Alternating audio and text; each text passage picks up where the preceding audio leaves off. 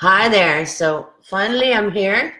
Yeah, you guessed right. I was sleeping again. Seems to be a new habit of mine to be sleeping. I hope I will shape that as soon as I feel better. Hi Heather. Hi Beth. Hi Tina. So yeah, the sleepiness went in again, and but at least I'm rested and I definitely slept a lot. So yeah. so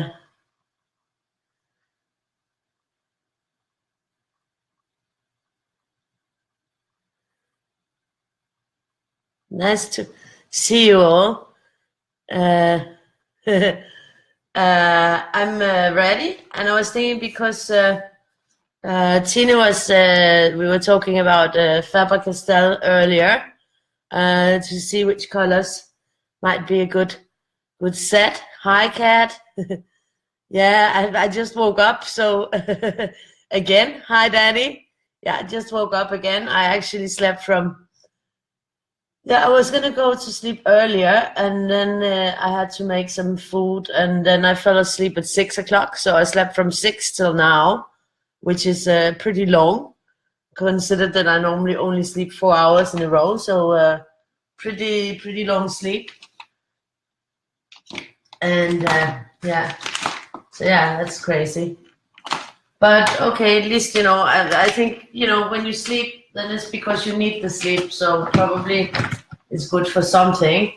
So we're gonna like, hi Bev.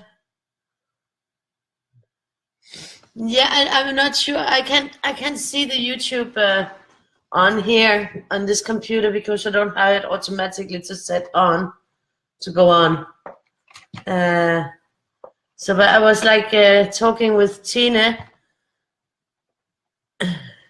Oh, awesome! That is great, Bev.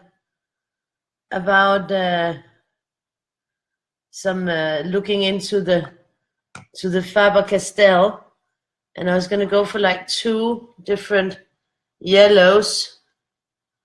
Let's see.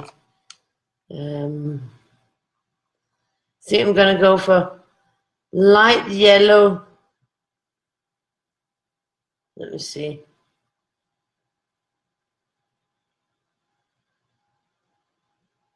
There's something called light yellow glaze and cadmium yellow and dark cadmium yellow.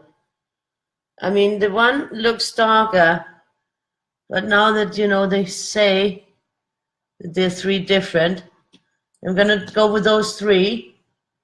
Then I'm gonna go with the two oranges, where the one is sort of called dark chrome yellow and the other one is called orange glaze.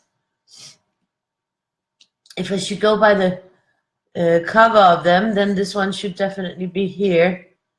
So then I think I'm gonna go for this one. Is called Scarlet Red, and then there's another red here. It is called Pale Geranium Lake. I'm gonna repeat them when I take each color up. Then maybe you can write them down, Tina, so that you can remember them. Then we're gonna go for one more red here, I think. We're just gonna see which ones we have to choose from. There's one here called Deep Scarlet Red, Deep Red, and Pink Carmine. I think we're gonna go for the Deep Scarlet Red. Let me see, we have like three, and I think I'm gonna go for the Pink Carmine. Maybe the Deep Red. So then we have three reds.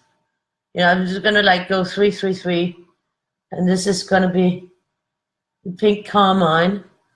Then we're gonna they take two more pinks. Let me see. Pink Madder Lake and Middle Purple Pink.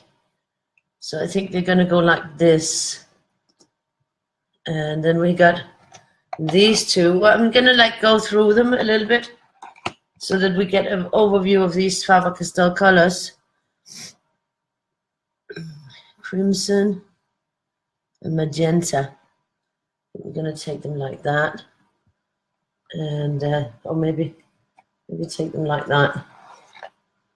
And then hopefully here we have the purple violet and lilac. So we're hoping for this. And then we're gonna have to take some blues. We're gonna take this blue. It's called ultramarine. And then I'm gonna take these two blues. I think I'm not gonna take a tall dark one.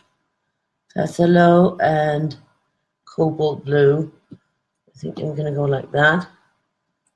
And then we are going on to these, where I think I'm gonna go for turquoise and light cobalt turquoise, and then this one here that is saying cobalt green, and then we're gonna go into the greens.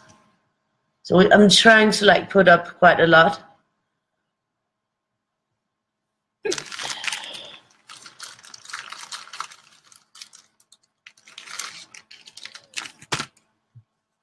Yeah, I saw that Mille made a video. I'll have to see that tomorrow because I'll probably sorry.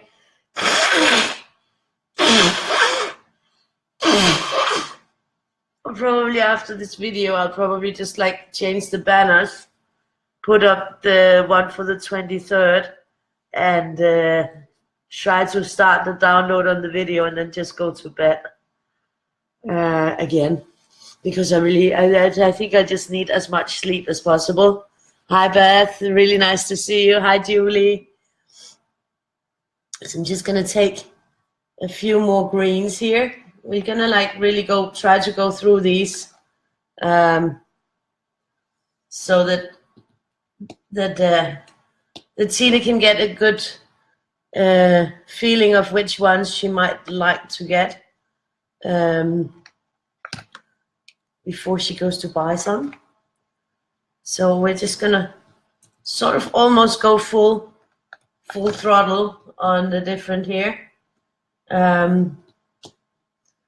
so that we can have a look at which ones for Tina to make a rainbow set maybe. So now we got enough represented, I think. We got 2, 4, 6, 8, 10, 12, 14, 16, 18, 20, 22, 24, 26, 28, 29. We got 29 colors out there. And I'm just going to mention them when I take up the first one. So if you want to make a list, Tina, you can make like a nice list because I will mention the name the first time I use it and the number. So this one is Faber-Castell Pit Artist Pen, light yellow glaze, number 104. If you need me to repeat it, you just say it because then I'll repeat. Hi Victoria. Snorker bedst. Jamen vil du altså tage dine ting og gå ind i mors seng? Så du ikke skal høre på ham snorke? Jeg ved godt, det er irriterende at høre på en, der snorker. So I just had a complaint. Victoria is complaining that her grandfather is snoring. Her room is between my living room and my grandfather's room. No, her grandfather's room. And he's snoring. And I do understand that that's a serious issue when you're trying to sleep. So I told her that she could take her duvet and pillow and go to my bed. because snoring is serious. It is very, very annoying. I'm going to start from in there. I'm going to like really have a few starting points only because it's going to work its way out. So we're going to go here and here. And then I'm going to go here. And I think I'm going to go here. And here. And here. And we're going to go in there. And here.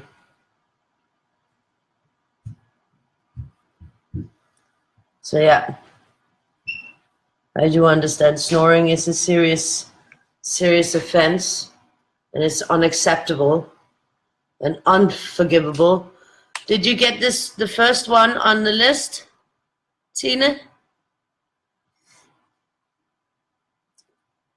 So, because then I'm gonna go for the next one for the list. And the next one I got on the list is dark cadmium yellow, number 108. 108. This is sort of like bingo. The nice thing is you can put them on top there.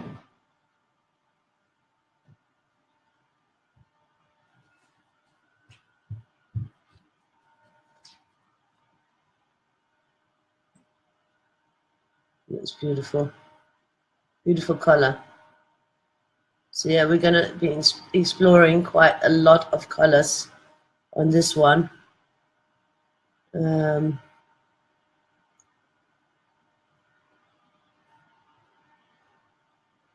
Yeah, I'm hoping that they will all be. I mean, I think that Faber-Castell, they have sort of a faded look compared to some others, but that's all their brushes, all their colors that will have that sort of their style.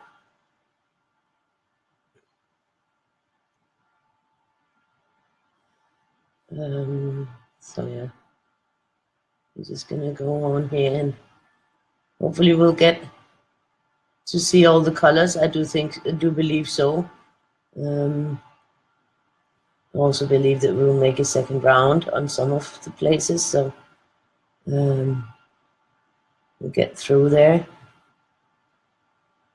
But this is the best way I can just sort of, then Tina can also see the colors because she wants to add some to her set and just, have a look at which ones are the good colors.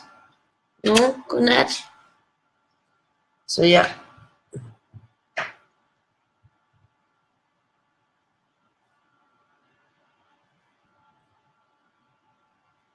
These are pretty colors and they are really lovely markers. They're water-based, so they can streak, which is one thing that I don't like. I don't like streakiness.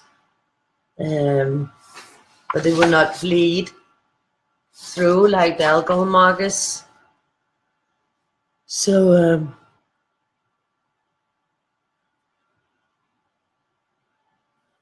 so here we go. Then we're going on to the third yellow.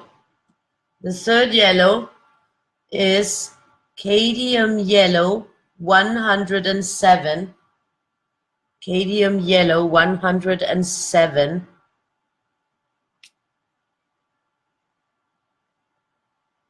Oh, I'll just check my internet connection. Sorry. Is it breaking up? Yeah, it's on the library.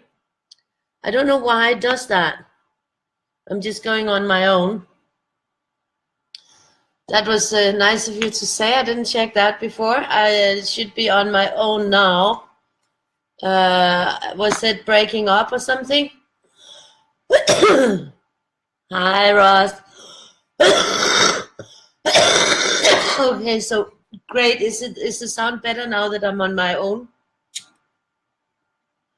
It's annoying because I've made the settings so that he should automatically log on to my own Wi-Fi. But he obviously thinks that the Wi-Fi of the library is better, but it isn't.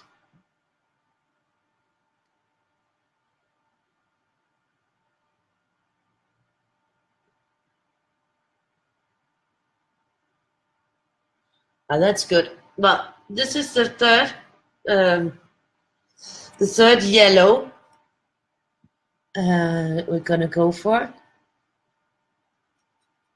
And yeah, they were right. This one is lighter, but outside it's darker. But the name indicates that it's supposed to be lighter than the one we used before. Also, the number indicates that it's supposed to be lighter.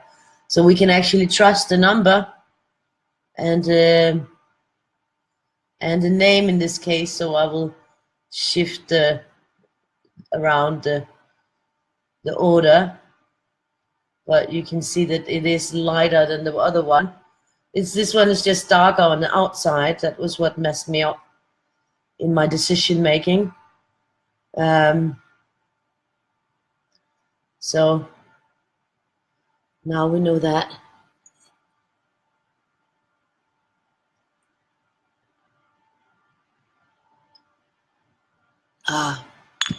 And drinking Coca-Cola as usual. It's becoming my habit. No wine. Horrible. Horrible to be sick, so sick that you don't feel like drinking wine. I mean, one thing is to not be able to drink wine, but to not really feel like drinking the wine. That is sort of way weirder than weird on my end. Normally I'll just force it, but I just don't feel like it. So I guess that's good too. Then I get like a wine break. A total break from wine. So my kidneys or liver are probably happy with that. So it's probably just a good thing to take a break. Not that I drink that excessively, but I usually have 1 or 2 glasses every night. But now it's like going on 6 days that I haven't had a glass of wine. That's like crazy. But I guess, if you don't feel it, then you don't feel it, and then there's no reason to have it. So, and I do get the rest, so it's not a bad thing. It might even be good in the end to be a little bit sick. So we're gonna go for next one. These are lovely colors, aren't they? I mean, they all look like so beautiful, like candy. And this one is called Dark Chrome Yellow 109. So these were actually supposed to be switched around to be in the right order. 109. Dark Chrome Yellow 109. Oh, did you have a nice weekend away though, Ross? So, did you miss Tina's as well? And welcome back. Hi, Candice. Nice to see you. Hi, Beth. Welcome to you, Candice. So we're gonna go with this dark chrome yellow. Oh, I just love watching the tip of these. They are so beautiful. So beautiful.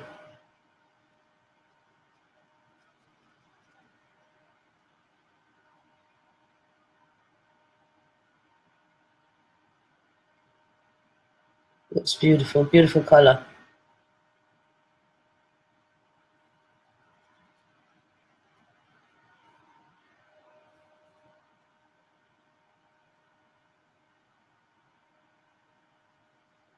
So yeah, we had like it wasn't early to bed yesterday because since I made the video so late, then it was almost 3 o'clock when I was done with the video because it was over 2 hours. It was 2 hours and 40 something minutes.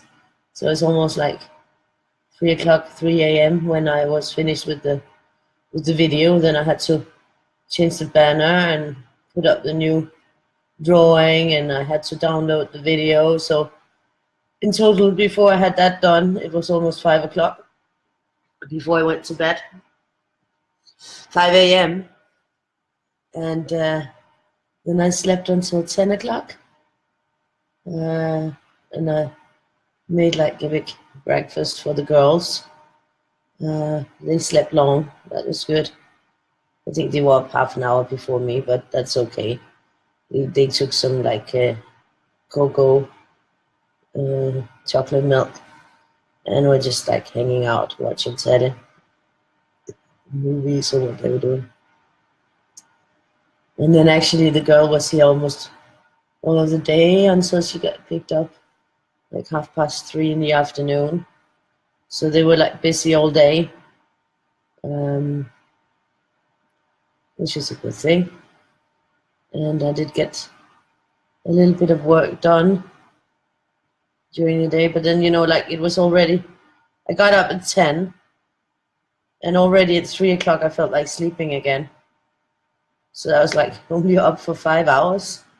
You're already tired. Crazy. And so then when he finally, Dad picked up the girl, then I was gonna go sleep, but then I had to do some stuff with Victoria and got delayed a bit, the sleeping part. And then I thought, well, you know, then it was 6 o'clock. I thought, well, if I sleep now, I'll definitely be awake at 9. I mean, that's like, you know, just take a nap. But it just seems that the more I sleep, the more I want to sleep. And the harder it is for me to wake up. So I just kept on sleeping. And I'm also like, you know, if I wake up and I feel like I'm totally sleepy, then I'm thinking, okay, then it might be better to sleep a little bit more because it's better to wake up and sort of feel rested. So we're going to go for the next one. And the next one is, did I get everything? Yeah, I think so. It's called Orange Glaze 113. Orange Glaze 113. Are you getting them, Tina? That's good. I hope so. Because then you can see them on here and you get a little drift of what colors are to choose from. Of course, there's no browns or grays or nudes in this, and there's missing a few pinks and a few blues, but I'm just, you know, it's just like a little bit of representative. So we're just gonna go through.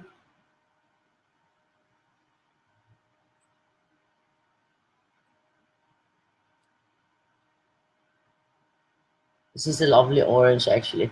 But there's only actually really one orange. I'm guessing that a few of the nudes can go in between as oranges. That might be.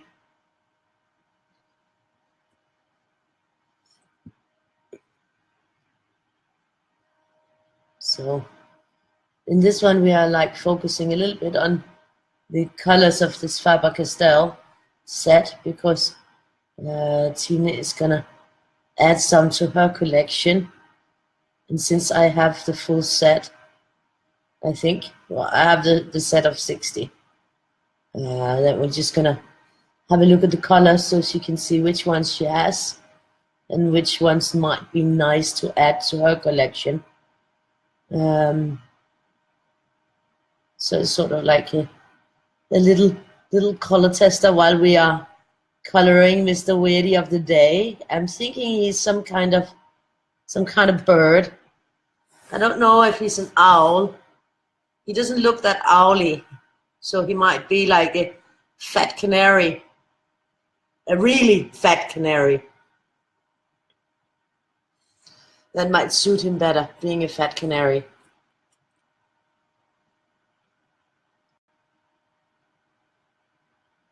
The canary that just ate the cat. That might be him. The cat eating, cat devouring canary. And today I didn't do anything interesting with the food. We actually had something that you usually just have as a sweet treat on Christmas because they had a sale on them in the supermarket. It's called æbleskiver. It's sort of like fluffy little pastry things that you put in the oven and heat up. and then you serve them with jam and powdered sugar. So definitely not your normal dinner material. But the whole pack was only like 7 kronas. It's like $1, and we didn't have them during Christmas because during Christmas they cost a lot more. And Victoria likes to have them sometimes. And then I was just like, okay, now they're only 7 kronas because they're trying to get rid of the last ones. So I bought them. And so we sort of treated ourselves to that. A very unhealthy dinner. Not a non-dinner. But there were so many of them, so we were pretty stuffed. And then later on, of course, Victoria got hungry again. She's young, so then she had some white rice, and she likes just to eat white rice sometimes. So she had a little bit of extra. Luckily, I had some white rice from the other day, so I just needed to heat it up. So that was nice. She didn't even watch any. I probably missed some television thing that I was some series or something. But the thing is with series, I don't really remember that I'm watching a series, which days it comes. So I will tend to forget to see it unless I just hit it at the right time. Then it will just be, I won't remember to see it.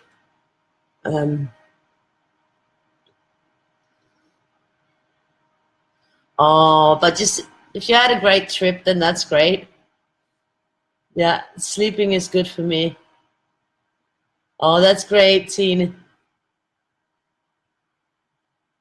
Oh, well, we're excited to have you, Candice. It's awesome to have you here. Have you found where to get all the free pages and everything? Hi, Anne. Nice to see you again.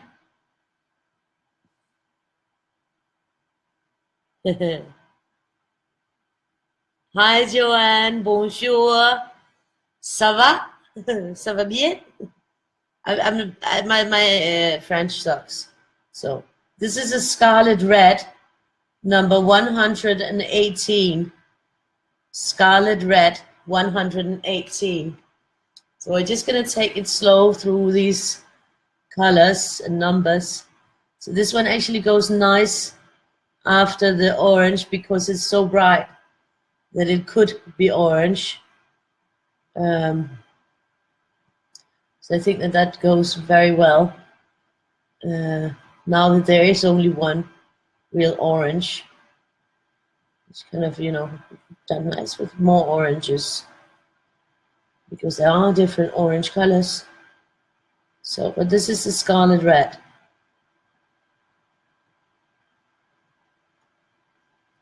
That's a beautiful color too. I mean, these Faber-Castell colors are very, very beautiful. And I think that they, the Sig clean brush and these, because the Sig are much clearer in the colors. They don't have that faded, dusty look or finish. So those two sets will actually complement each other very well. So we should try to make a combo where we use both sets to see how well they will complement each other. That could be fun.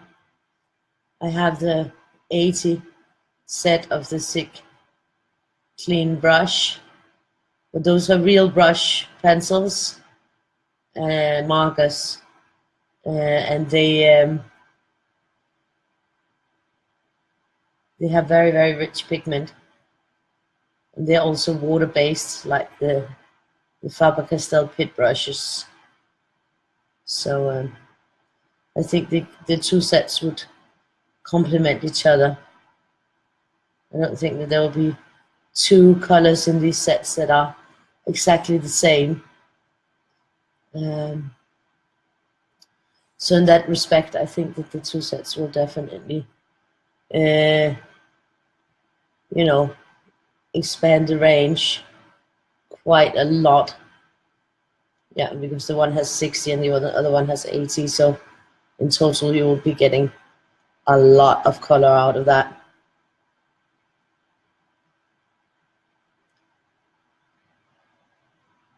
So this is pretty awesome.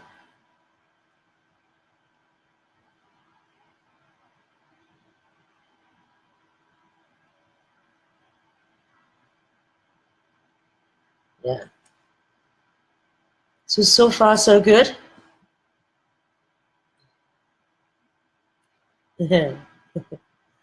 Thank you, Joanne. Merci beaucoup. Awesome. That is great. That's great to hear, Candice. Remember to download all the ones from January, because come February, I will be taking down the January ones. Actually, I was thinking that it would have been great if I had like written down all the colors of all the ones that I've used so that they could sort of be a color guide, but I didn't. So maybe we should do that from today on.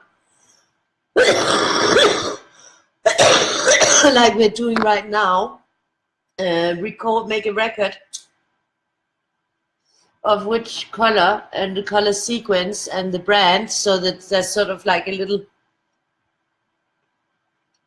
so it can be used like a little color template, the little Weirdie. I will try to backtrack on the others and see if I can figure out which colors were used. I can probably do that. Yeah, because I sort of know my colors. So I make lists of which colors were actually used, because I think that could be very useful to know the exact combination in each one. So I'm gonna try to do that. And I just realized that I forgot something here, because I started in there. But I think I'm gonna forget about that, because it's just that the lightest yellow. So I can instead continue in here and make that continue down there. So I'm gonna do that. I'm gonna do that, I think, because then the sequence will be more complete. So I'm just gonna ignore that instead of backtracking. So I'm thinking I'm gonna be trying to backtrack on those first ones to make a record of the colors that were used. I think it's going to be a little bit more difficult with the Sick Clean brushes, but because I didn't know that set very well before until I started here. The other sets, I can sort of figure it out, I think. But I'll do my best. I mean, I don't think it will be that difficult, because it could be nice if, for instance, I made like a small, if like after, when we're done with January, if I make a collection with, of course, all the ones from January where I add my colored, then, on the colored ones, you could have like a page where it has a reference, which colors, which brand were used, so that you can sort of use it as a little color reference guide as well. What do you think about that idea? Let me know what you think. Is that a good idea? That would be in the PDF, that you could see, well, that one was colored with this brand, and this was the color numbers. Or, I mean, I can't do it with the Sharpies. I will have to look at just what they call them. And yeah, there's one with the Sharpies. So, but all the other ones that I've used, they have numbers and names.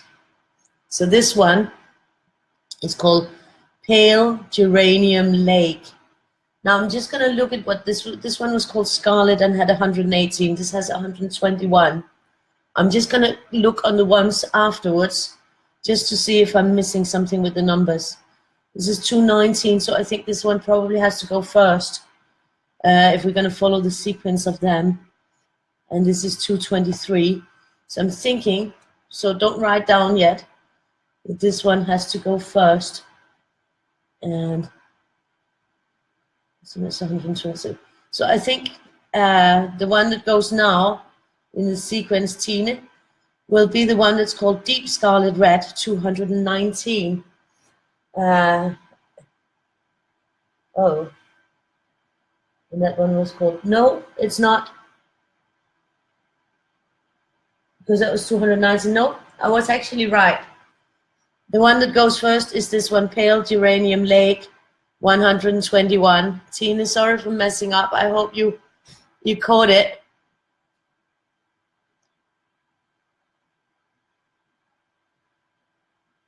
But, you know, I find all watermarkers more or less streaky. I do prefer alcohol markers, but I think that the Sick Clean brush and the Faber-Castell Pit Artist brush are very good compared to other water-based markers, which usually will just flop out of my collection very fast. Exactly. I think that would be a nice overview to have. So I'm going to try to do that. Well, actually, you know, some of them, they just say here on my Sharpie here, it says fine point marker. Yeah, this one doesn't have anything, any indication of the color. So no, it only has an indication if it's neon. Exactly. I mean, the best thing you can do is either have a little label that you put on with your own number, or better yet, because the label can be worn with the sweat of the fingers, just a little piece of paper where you write the number and then you tape it on, because then you won't wear it off, and just make your own little number up. Maybe make it on the cap where you're not even touching it. Then you got a number on it.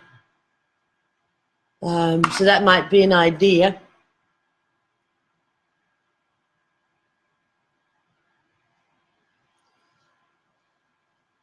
Hi, Rose. Nice to see you.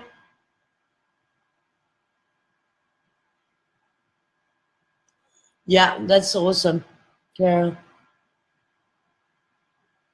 Watermark too street. So this was the Pale Geranium Lake 121. 121. You know, that's why I try to keep, you know, use the watermarkers when it's very tiny spaces, because there's less of a chance to see the real streakiness. To avoid the streakiness if it's just a small space that it has to color. Whereas opposed to if it's a larger space, you'll get more exposed to the streakiness. So that's sort of my fix around avoiding it a little bit. And then of course, if you're like very careful and color very carefully and not in long broad strokes, like in smaller strokes, then you can also avoid it a little bit. You know, if you just go like this, where you're not like doing like big broad strokes, just like little tiny over each other. That can also help on the streakiness of a watermarker using that technique. So yeah, try to use them when you have smaller spaces, like something like this, where there's a lot of small spaces. I mean, these ones are going to be, you know, that's more of a risk of streakiness. And then try to go very, very small strokes at a time, instead of going like large, broad strokes with them. That can sort of help and even out the color a lot more, as it's more controlled. And that can help to avoid some of the streakiness. I will say that both the Sick Clean brush and the Faber-Castell Pit Artist brushes are probably the best water-based markers that I've encountered, and the ones with the least streakiness compared to many others. I would like to try the it's called Azteca or something like that. We have some brush markers too. I did find that on Amazon Germany they had a set of 48 colors, but they did not deliver to Denmark, so I couldn't get it. And they were even like not that bad for 48. They were $39 for 48 markers, which was pretty cheap. But they don't deliver to Denmark. And there was no other vendor that did deliver to Denmark. So, and I really like to try them, but I prefer to try the big set. I like to try the colors. So I usually try to get the sets that will most be able to show off everything and that I can sort of have something to talk about in them. So yeah, I gave up on that. The Tombos I've seen work with them where I just think that they are very, very streaky. I still would love to try them, but I don't feel like investing in them because I think that they're very expensive. And if they're as streaky as they are, they would, as I've seen them, but you know, that also depends on who works them probably. Then they would just annoy me, I think. And then it would really annoy me, the price point of them. I can't afford to buy them now. It's just a non-go. Did I already do that? No, I lost my way. I'm like having them.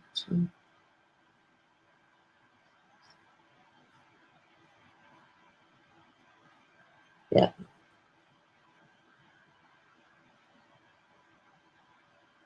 And down to here. So if you go like in the small, much smaller movements like this, I think you will avoid most of the streakiness. If you're just being more patient with them, coloring slower in smaller movements, that will help a lot on the streakiness.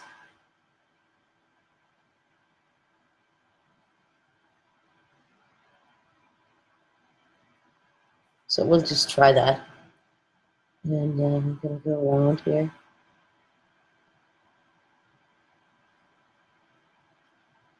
But it still can dry up because it doesn't distribute the ink in the same uniform way as alcohol does. I guess that's part of it. That's why alcohol markers are way more consistent in the colors and in how they lay down on the paper. But now we're just gonna try to work these slowly and nicely. Be a little bit more patient with them. So here I'm gonna continue. I think I'm gonna continue from down here, just to go upwards. And I'm gonna do the same, of course, over here.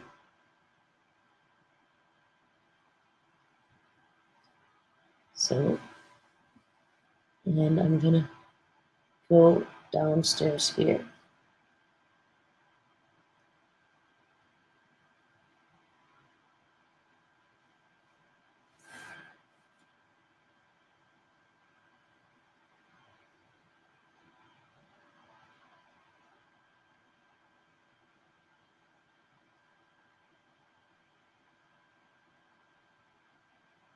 There you go. Here we go, here we go, here we go. Look at that. 1, 2, 3, 4, 5, 6, 7. Yeah. So we've done our first 7. So now we're gonna go for next one. So this one is called Deep Scarlet Red 219. Deep Scarlet Red 219.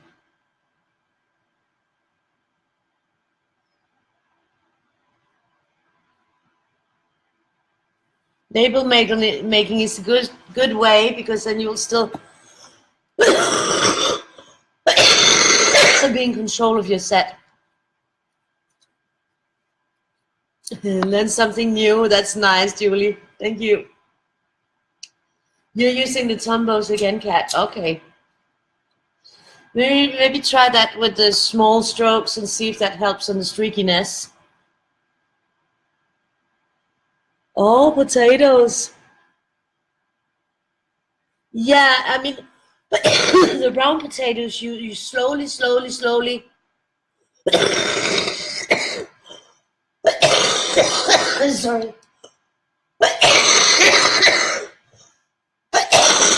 You slowly melt sugar in a pan, and you can't stir it or touch it. You just have to let it melt slowly. And once it's melted, you can come in, put in your peeled potatoes, and the potatoes should be dry.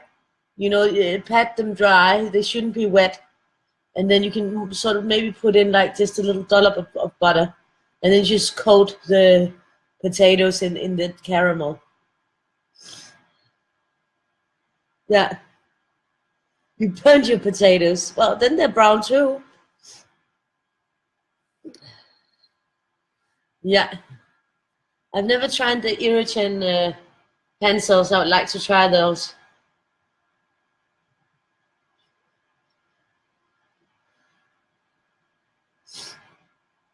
So this was Tine. This was the Deep Scarlet Red 219.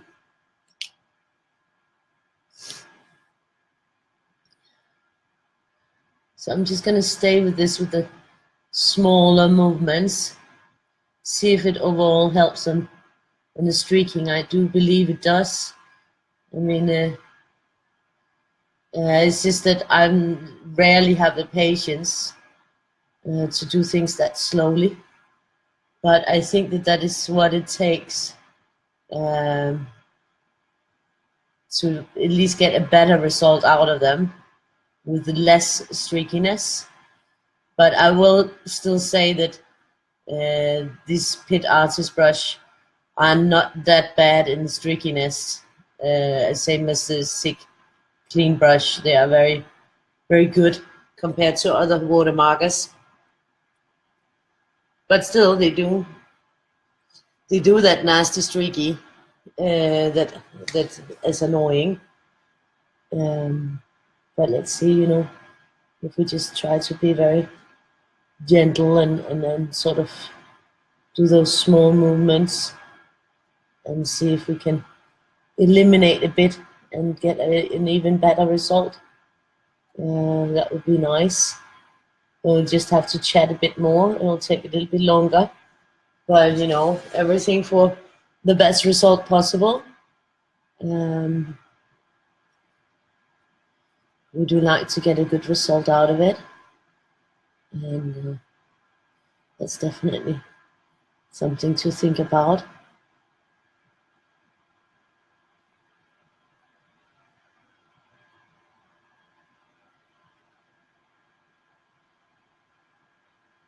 So this is a nice one. I don't think that this fat canary mines that is taking time. He's still digesting that big fat cat he ate. So the cat devouring canary. And now, right now, he can't hunt any cats because he's too fat for takeoff.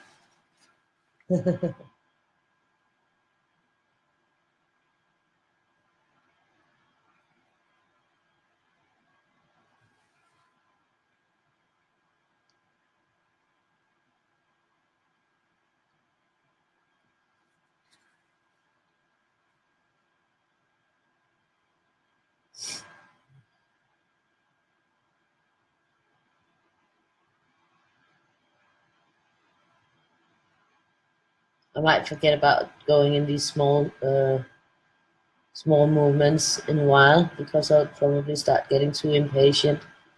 We'll see. Let's see how long I remember to do that. To brown.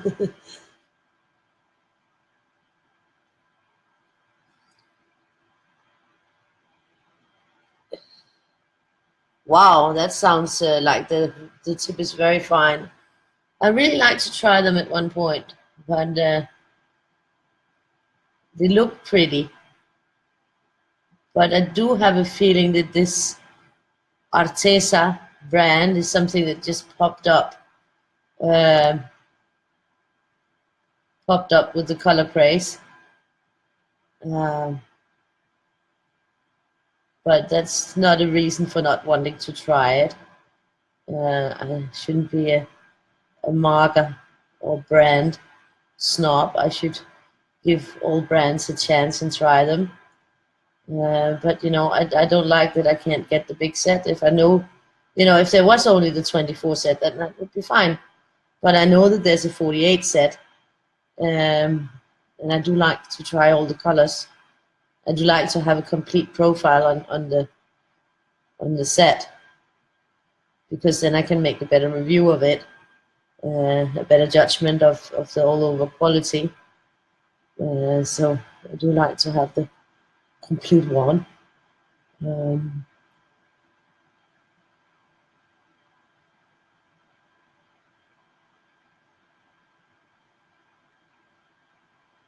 And it has been developing a little bit on my YouTube. I think I have 670 something when I looked last time. I need to reach 1,000 and 1,000 subscribers. So please subscribe. If you know anybody who has YouTube, ask them to please subscribe to me. And it's easy to click the subscribe button. And if you have the time, then run one of my playlists so that I can get the views too, because I need 4,000 hours watched within the last 365 days, and I think I've got about 400. So I kind of need a gigantic amount of views in order to stay in the affiliate program, so that I can hopefully not lose the ability to make the speed videos and everything. That would be horrible if I lose the ability to upload my long live real-time videos. Then also I won't be able to make the speed videos. So it's all like connected. And yeah, I'm like really crazy about this, because it's driving me bonkers. But I know it's going to be like a very difficult task. I mean, if everybody who had seen the post had subscribed, I would already be well over 1,000. So I'm just hoping that everybody that can will subscribe, and maybe try to run off a playlist. You can always mute the sound if you have it running while you're cooking dinner or something. You know, I mean, I'm not expecting you to watch the whole thing. But there's a playlist for Color Weirdie a Day, where all the videos from the whole month is both the real time and the speed ones. So that might be fun to catch up on. If you are new in Color Weirdie, then it's definitely the speed videos are probably more fun, because you'll get a fast overview of the coloring of that particular Weirdie. But yeah, if you got the device, because I can't watch them myself, that won't count towards views. They're clever like that. So there's no cheating. So yeah, I just beg of you guys to help me get closer to the goal, so that I can stay on as an affiliate of YouTube, as a partner, because that will definitely, hopefully, help me, and also, you know, give me a little bit more exposure on YouTube. So yeah, definitely be good. Also for the Weirdies, to find more people who are interested in the Weirdies. That would be great. So we're going on to the next color. I'm just going to look at these two to see the numbers. So it was 233. This one was 227. Let's see what these are.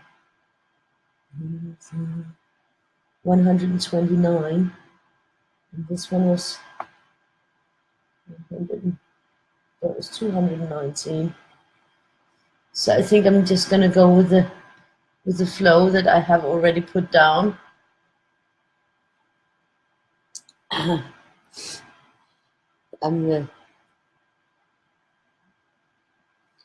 Oh, great, great, awesome. That's awesome, awesome. I can see that the number of hours have risen.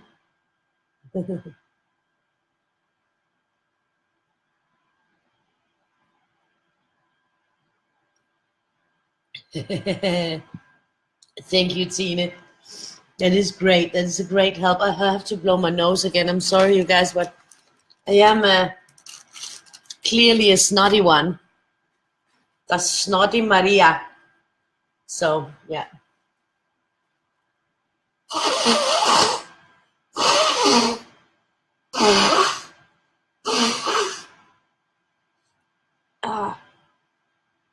Yeah, totally snotty.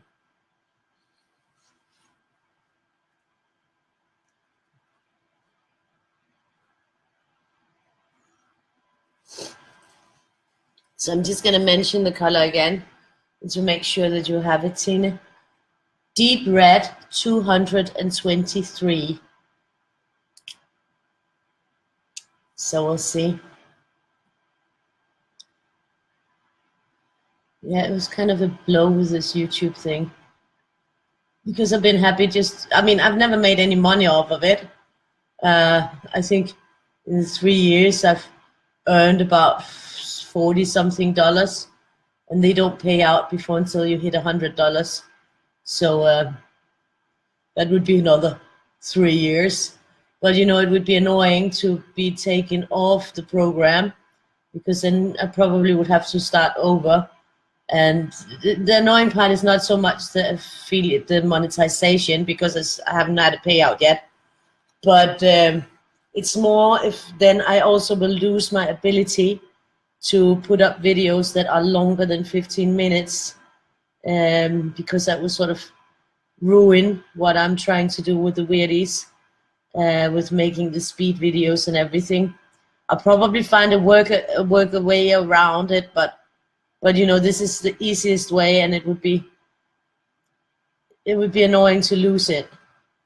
So I'm hoping that I won't. And if I reach that 1,000 subscribers, and if I so if you have in the family husband or something with a different account, just make them subscribe. Yeah, make them. I mean, they don't have to look at my channel or anything. Just subscribe, please, so that I can reach those 1,000. Because that would really help me a lot, I think. Because it would be really annoying if I couldn't put up the real-time videos from these Color Live, or otherwise I would have to probably move. But I don't know if I then would be able to make even live streams. I mean, right now I can make live streams on YouTube, but I don't think that I would be able to if they take away my this partner thing that I've had for the last 3 years. Then I might also have to not wait until I have 1,000 subscribers and all these hours views anyways before I could make the videos there. So it's all like connected. It's probably just a step in YouTube's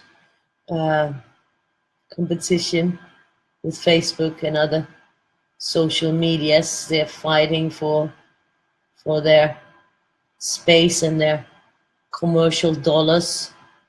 So yeah. This is looking pretty. It's a very pretty color.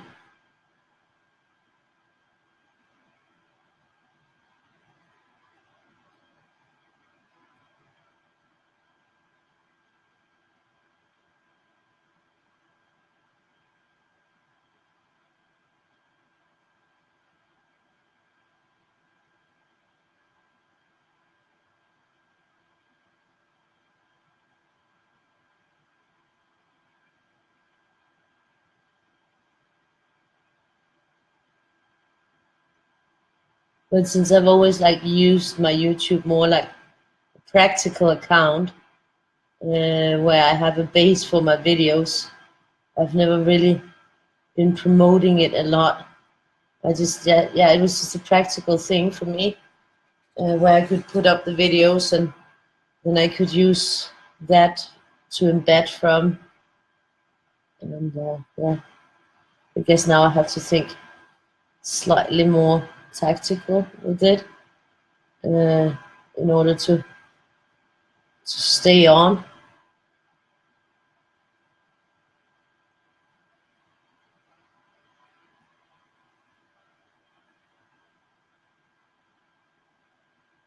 This is looking good.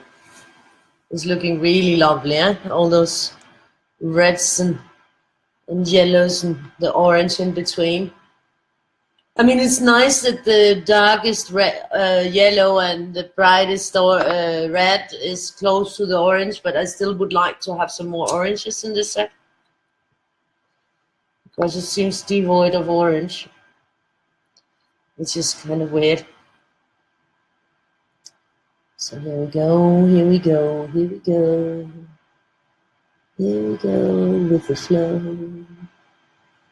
Here we go with the flow. This is a lovely color too, eh? I really enjoy that.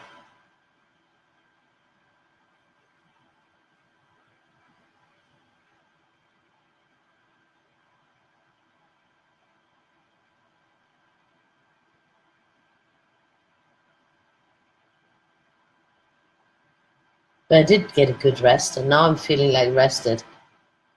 So that's good. So I'm getting like 2 rests a day at the moment. 2 big sleeps a day, where I usually would have just 1 tiny sleep.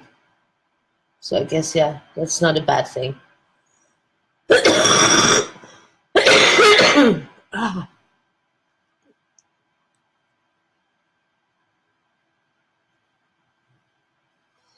And it will take us a bit of time to work through all these colors.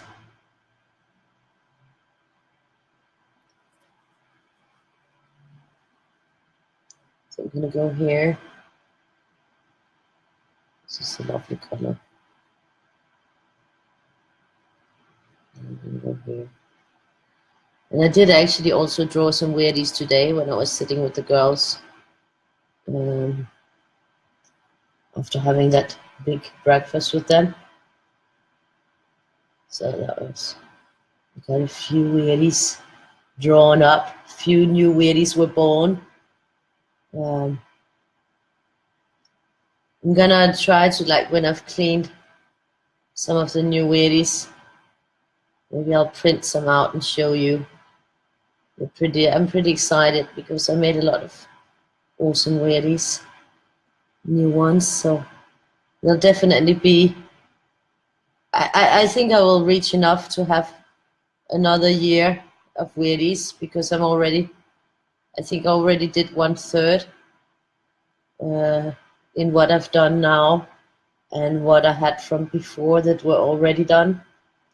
So I think I'm having like 10 or 11 in each month so far.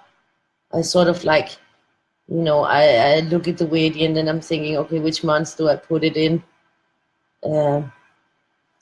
So I sort of try to put them in the month differently, sort of bit by bit, so that I'm not just filling up 1 month at a time. That's great. That's great.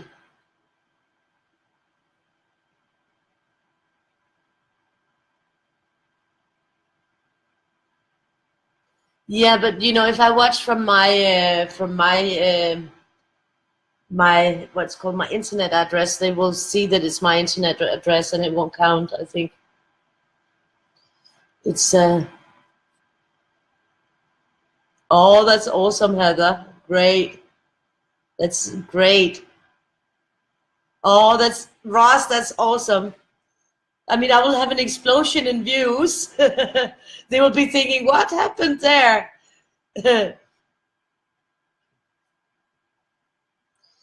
No, you're not supposed to do anything, Candice. I really prefer that you do exactly what you feel like doing. And you know, also like try to turn it upside down and see if it makes more sense, the image you get there. The best thing that you can do is do what you feel like and what you know, it's fun to see the different results. This is just the way that I'm coloring it. And now, because Tina is going to go buy some of these pens, these markers. And she wanted, you know, she was asking me about an overview of the set of some of the colors so that she has an idea which colors that she might like to add. But the most important thing in my book with the Weirdies is that you do exactly what you feel like doing. Like, you know, we color them the way that you see it. And you know, we can all maybe see different things. And the great thing is to see the different results.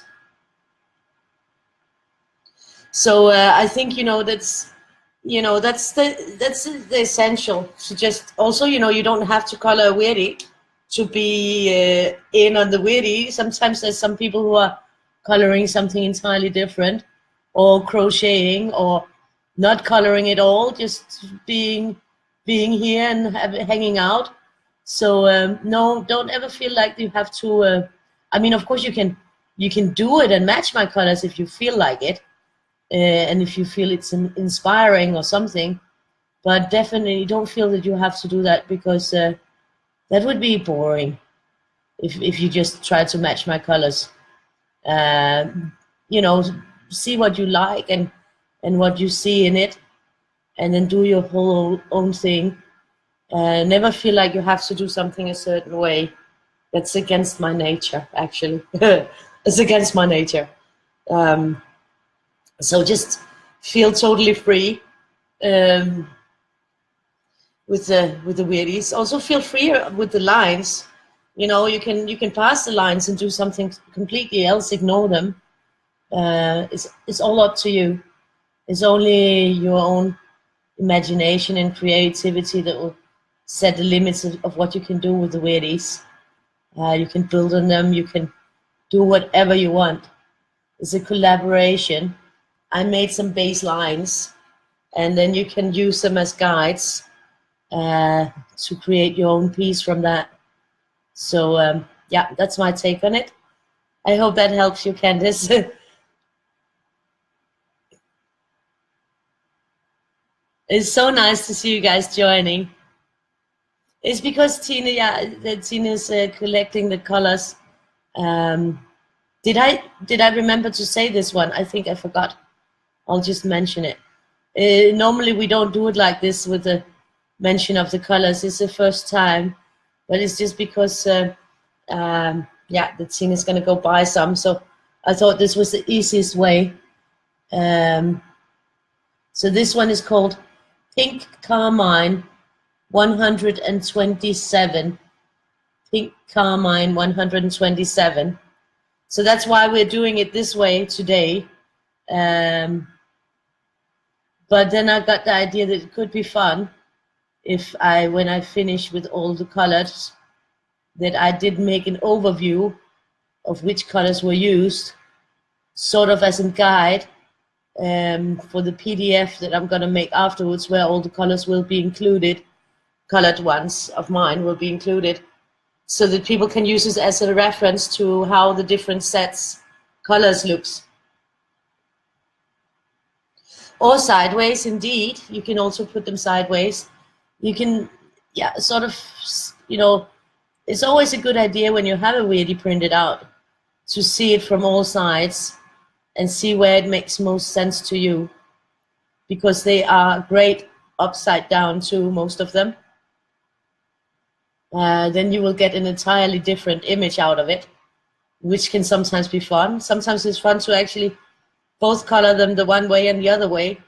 Weirdies, they will stay on you somehow, I think. So yeah, that's sort of my take on that. So never feel pressured to do anything in any particular way. I am very much into rainbow, and I use rainbow colors. For instance, you won't see me using neons, and that's not because I don't like neons. It's just because they don't scan well, and I scan all my work so that I can put it on merchandise, and I can put it on posters and postcards and stickers and sweaters and all those kind of things. So that's why I'm not using neons, because they don't scan well. They just go gray, or have a dull color on the scan. And that's also why I don't use like glitter gel pens. I love the look when they're colored with glitter gel pens. That looks perfect on pictures, but that just doesn't scan well. So that's the reasoning for why I'm not using that, because I also want to use them for to put on posters and stuff, so that I can sort of expand on the collection and yeah. So that's the reason for that. So here I'm gonna, like, this was the last color that I'm gonna go up here, because I think this is a natural place to continue this one, so that it's going up and down.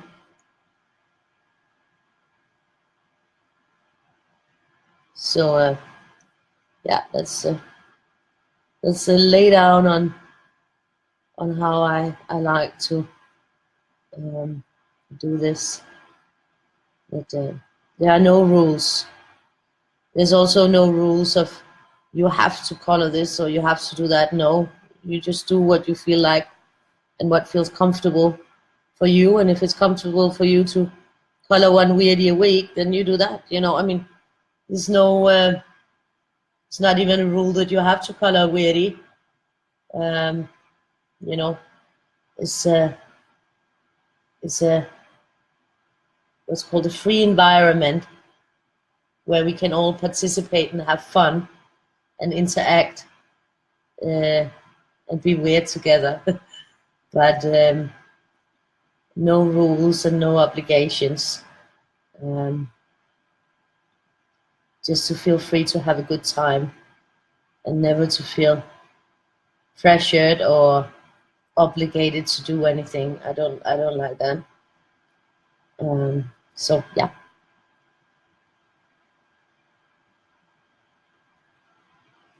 There's too many places with too many rules. Let me see.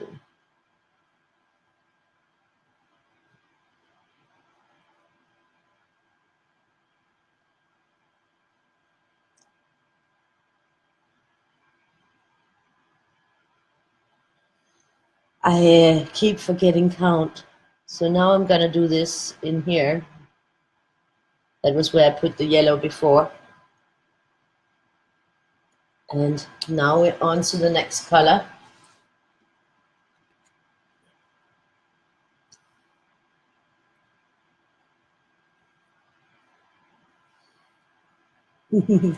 That's good you took a nap, Julie. I did too. A long, long nap.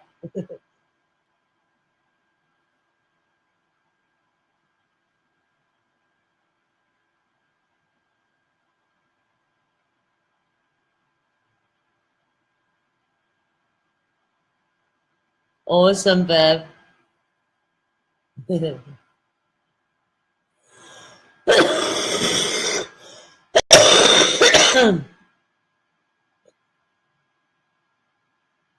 I think they should.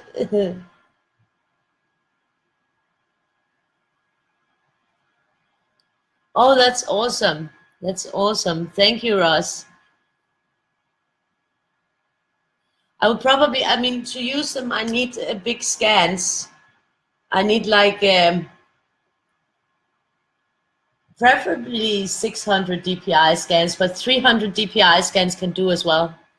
But I need scans, not pictures, and then I need them to be sent to my email or to the Global Doodle Gems email, because otherwise I can't use them, because on Facebook they lower the DPI. And so even if you have scanned it and it's at 300 DPI, so now the thing with the lighter colors is that they streak more.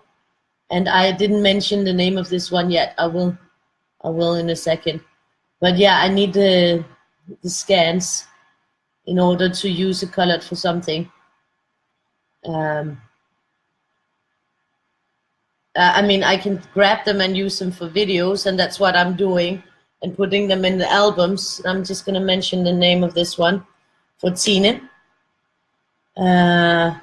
This is a Pink Matter Lake 129. So Pink Matter Lake 129. Oh, I'm sorry, Beth. I mean, yeah, the book I can't really do anything about because that's on Amazon. And the order we've been coloring in has been the order of the book, of how they appear in the book. And in the book, you have extras of the ones that I thought could be turned upside down in the back of the book. So the book does not only have the 31 images of January, it also has upside downs. So in the back, so you actually get 2 copies of most of the drawings in the book. And the book is $9.99 on Amazon. And I can't offer a discount on Amazon. I can't do anything there. And before I could offer code to get it cheaper on CreateSpace, but they stopped that. So I can't even do that either. So there's only the option on Amazon, well, or on any other outlet. I think Book Depository has them. Barnes and Noble has them. There's other vendors than Amazon that has them as well. On the web shops. You can also get it on Amazon Canada and France and Germany and or UK, but I can't like offer discounts there. Sorry about that.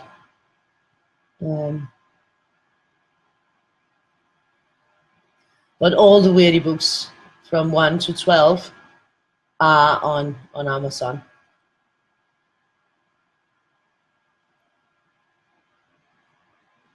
So they are available. This is lovely. Tick, tick.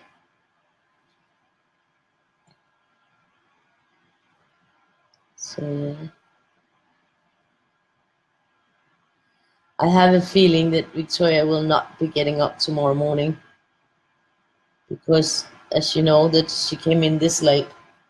And that's because I fell asleep. Because if I hadn't fallen asleep, she would have been in bed way earlier.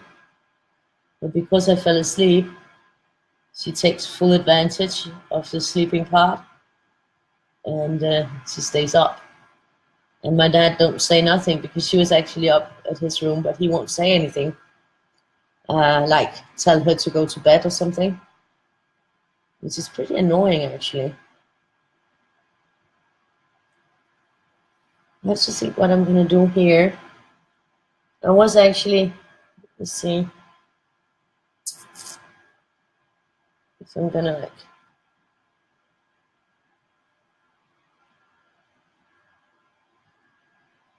I think these two will wait a little bit. This one is here. 1, 2, 3, 4, 5, 6, 7, 8, 10. I mean, I could go with this and then work my way down. I could actually do that. I think that the last one was, yeah, I think I'm gonna do that. And then just go very, very close and see if I can avoid too much streaking by doing it very close. You do get more streakiness with the lighter colors, I've noticed, I think. So I'm just going to be very careful and do very small little movements and see if that will help. Small overlapping.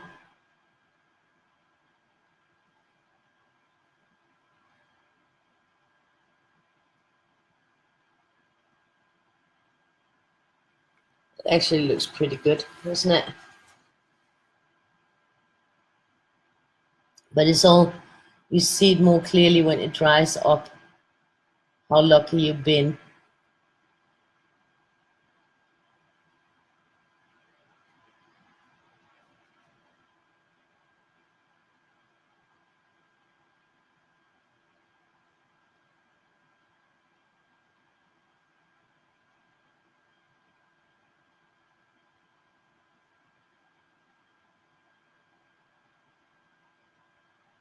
See here, I'm focused, I got my tongue straight in my mouth. Yeah, that looks pretty good. And then we are down here where we're gonna go here.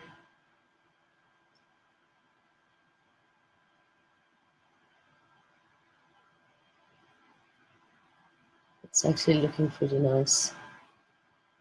It's also a very pretty color, this one.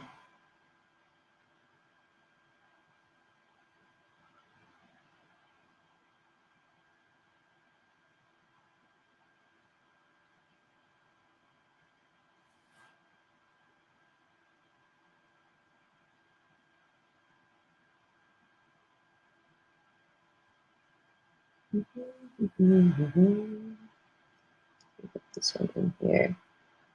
There's a tiny space. Get this one raining down.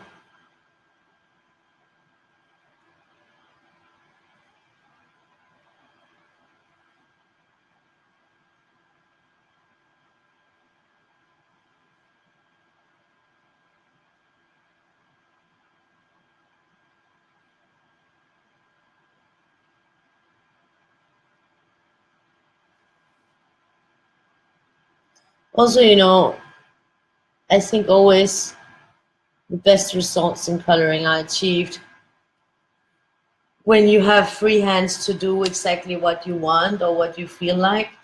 You know, I think so. So this is a middle purple pink 125.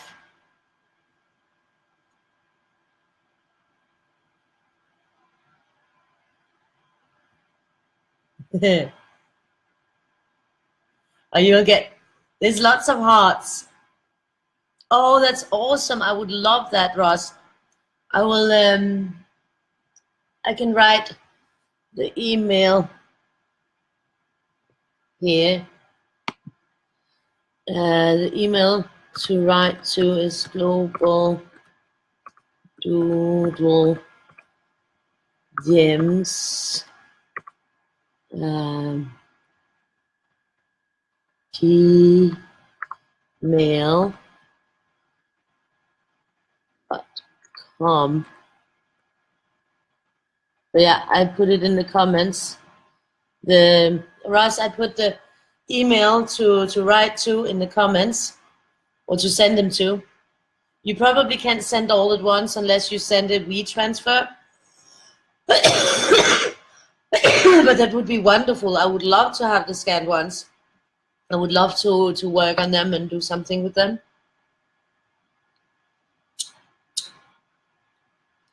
Oh, I'm gonna have to go and look at that, Heather. That's awesome. I'm so happy that you like it. It's a lovely book. Well, I have to say, because I made it, so, and I was in love when I made all these heart drawings, so they're heartfelt hearts.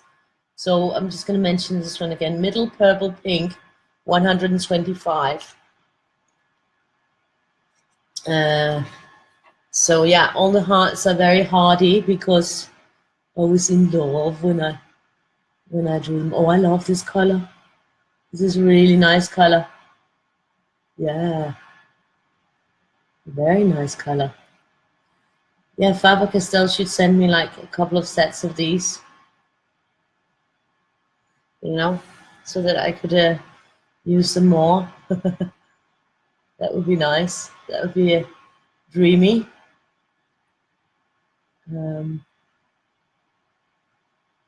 would definitely use them even more.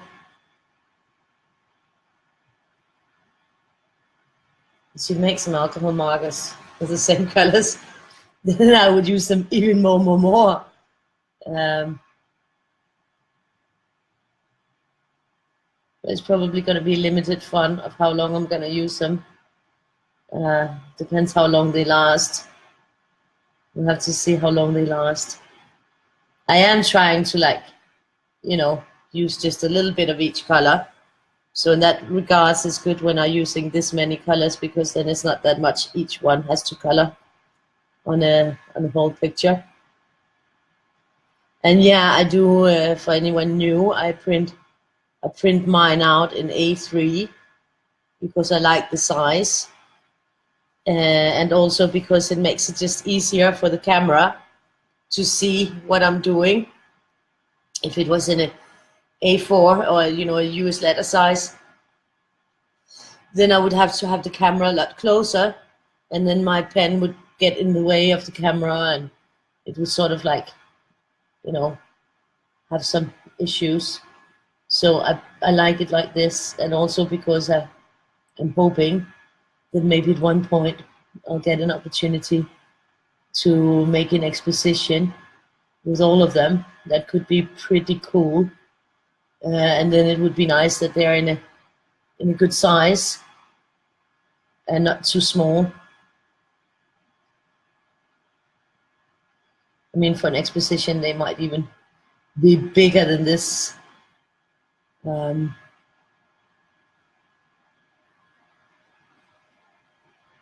this is a lovely color, isn't it?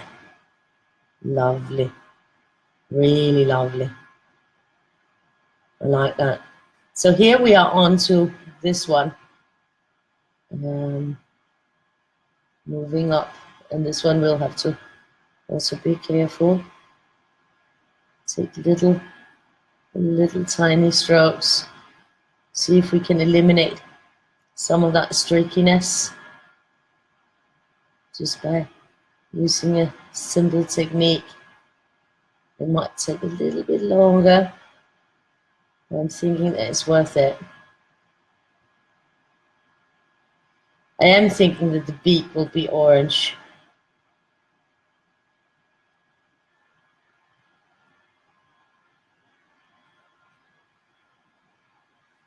The orangey beak.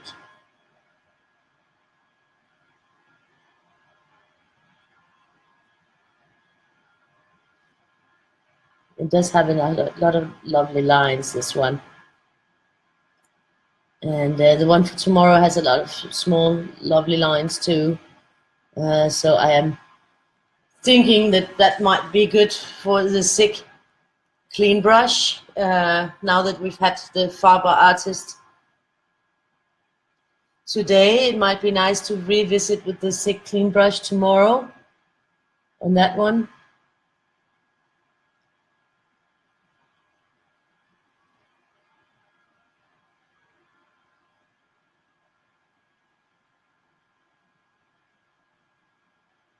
This is a lovely color. It's really nice. I mean, they're all lovely colors. I mean, each and every one in this set is a lovely color.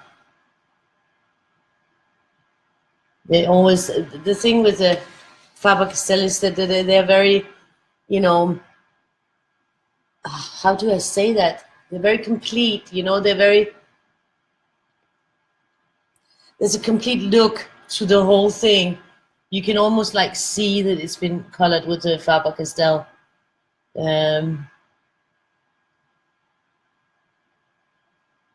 Yeah, well, you know, if we do the 6 tomorrow, then we can compare the two results, and you can see what I'm talking about when I say that they have sort of like something muted about them, the Faber-Castells. They're like slightly muted. I mean, they're still bright and beautiful colors, but they have sort of this muted look that I think is totally on purpose. It's just a style that they have. Oh, that was wrong. Boof, I almost blooped. Well, it's just a little bit. There's coming a darker one after, so it will cover my little bloop. And no, there's no blender pen with these, so I can't even try to take that out. But it's okay, it will be covered. It will be covered. So yeah, this is looking lovely. And I'm thinking, you know, when this goes down, then from that one, it will continue down here. So that we sort of get a rounding on it.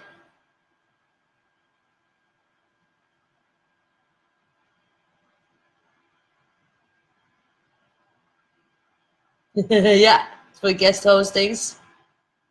But they could send me 2 also so that I could give one away.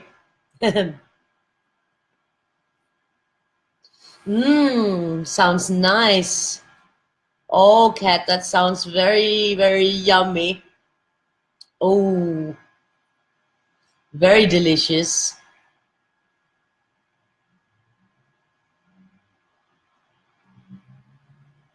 Sounds like supper will be great and well worth waiting for.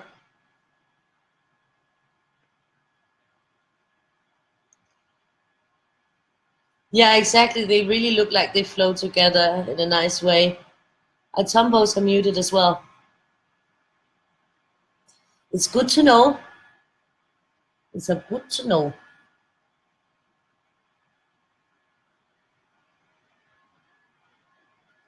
6, they're like straight on. They're like really, really bang, pow, wow, boom. They're there.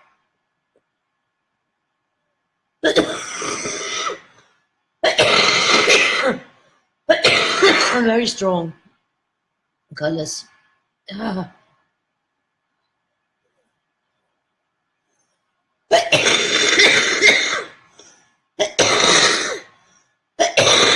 I think tomorrow I'm gonna dig out my asthma medicine. I only take it in, you know, the one that I have. I have some old ones, but I sort of save them until I really need them. I think I'm gonna dig them out tomorrow and start taking them. Sometimes when I go to the doctor, he will just find any, if he's got one from some company in his drawer, he'll just give it to me. The last time he gave me one that was actually for something else, not for asthma, but for cold. But you know, as he said, it's the same thing. It will still help you. So yeah, because he knows I can't go buy them. So that was pretty nice of him anyways.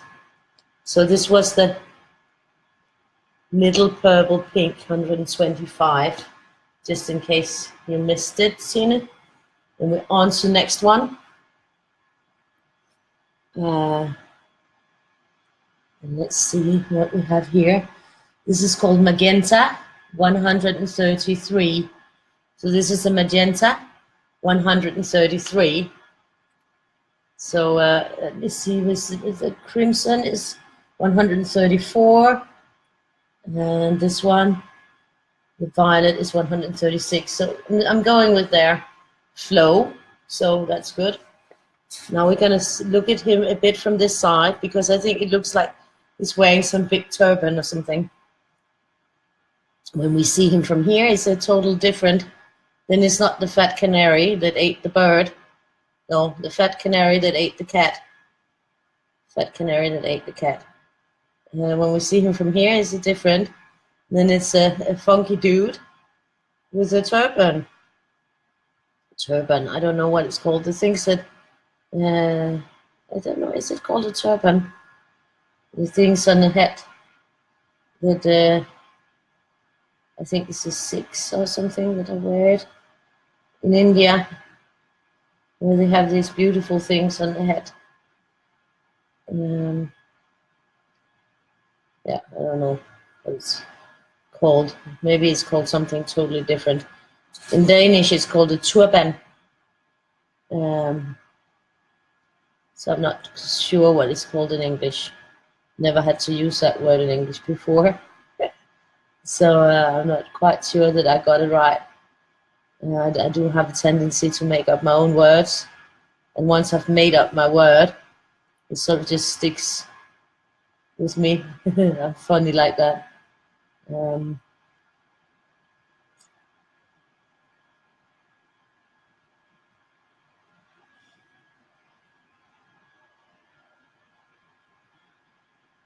So yeah, this is looking good.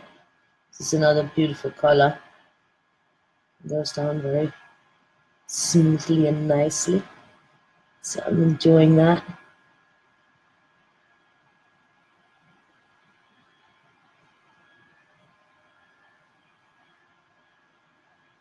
We do have a takeoff with these wonderful colors.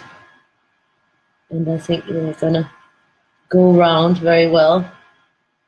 Not all of them will reach the full colors, but most will. So we get a nice range. We do have a lot of colors to put on this time around. But that's also nice to sometimes have lots of colors.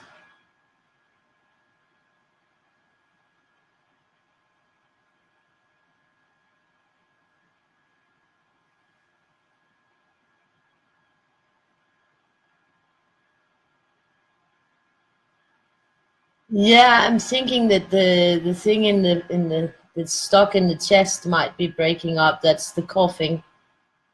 So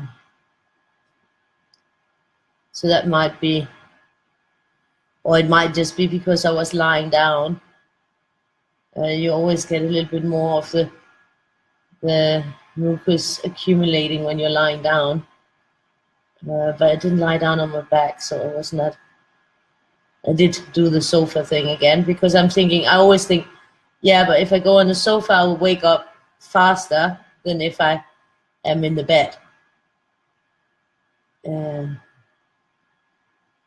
it will feel more like it's a nap and not like going to sleep. But it's just because I'm constantly tired these days after this. But it's probably because I've been sick so long, and then I was finally well for like 2-3 days, and then I just got another stupid cold, and it's just like hit me hard because I was finally getting well. It's annoying. My boyfriend called today. He's getting better, so that's good.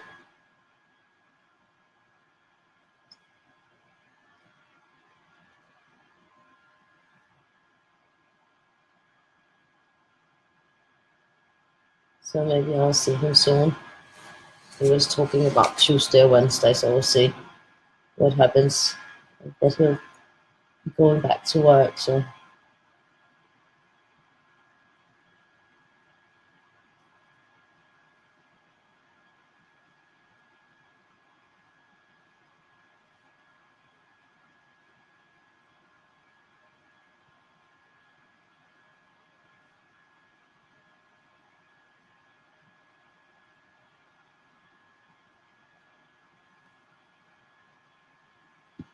So yeah. Now we're back to the fat canary that ate the kitty cat. Where's the booty cat? Where's the booty cat? I want to eat the booty cat. Sorry, I'm a little bit crazy. Yeah, like a ceremonial. Oh, you got kicked off. Oh, sorry. Hi, Patricia.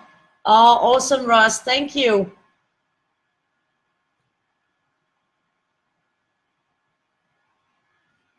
Thank you.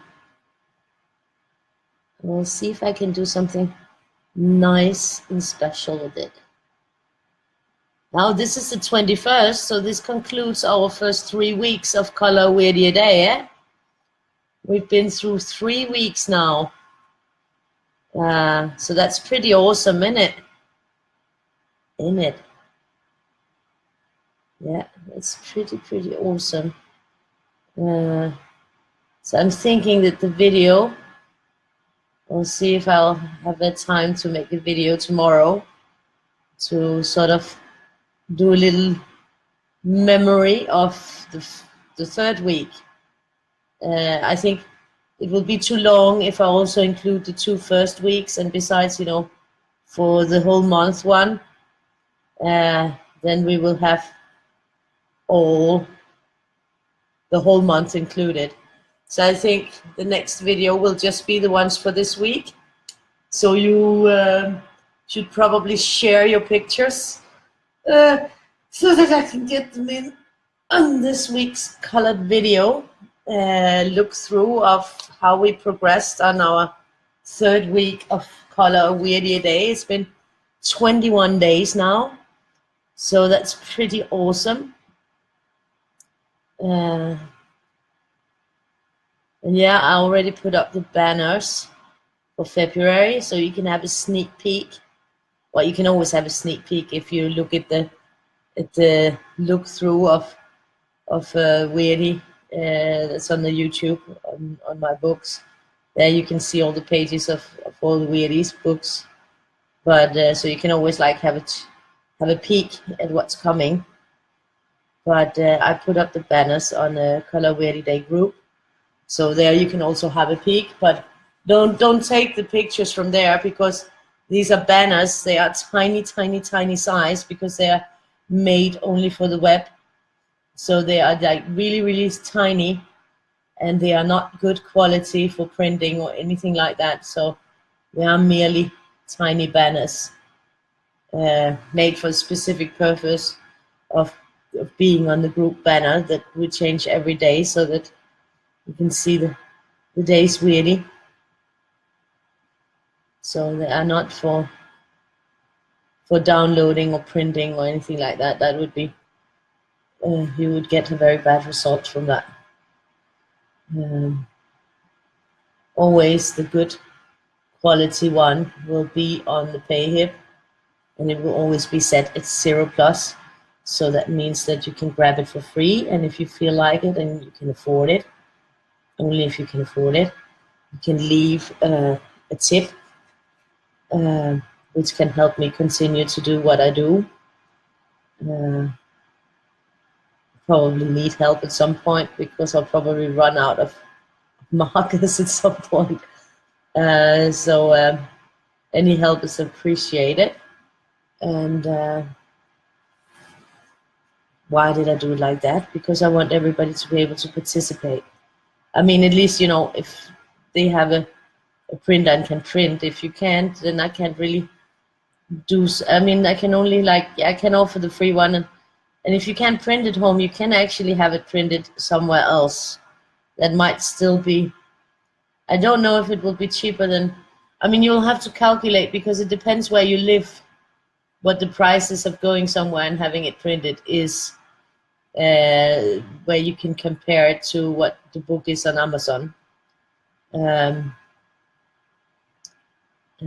Denmark, it would be cheaper to buy the book on Amazon than to go to a print shop and have the book printed out.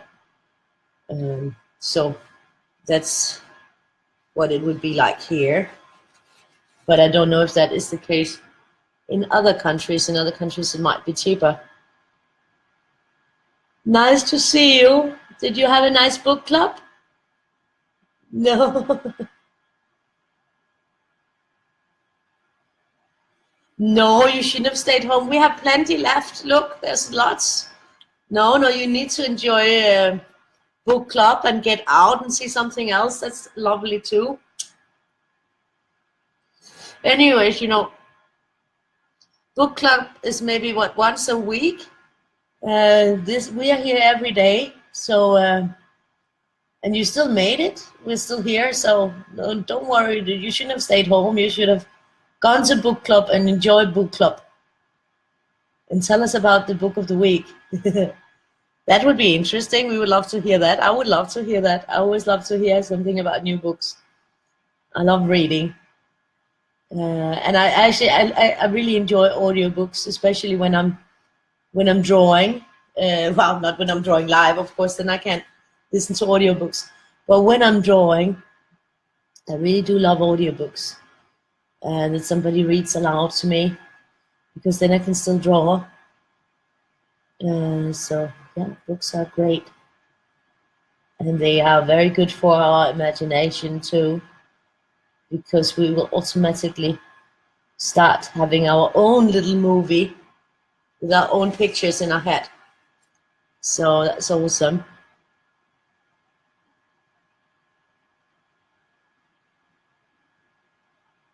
Oh, starting over. Oh, this was the Crimson 134. Sorry, Tina, I forgot to mention this one. This one comes after the Magenta. Crimson 134. And you crashed. Keeps freezing. I'll just have to see if I'm still on the right. Yeah, I am on the right Wi-Fi. So it's not because of that it's freezing. Okay. Yeah, it's annoying when it freezes.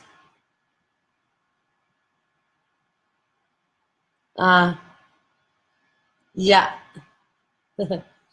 I think PayHip only goes with the PayPal. I'm not sure.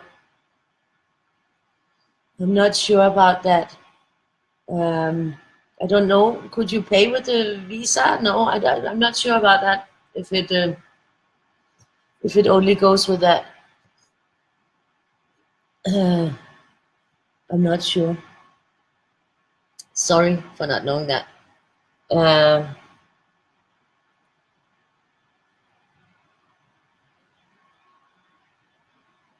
Carol, but I appreciate that you tried.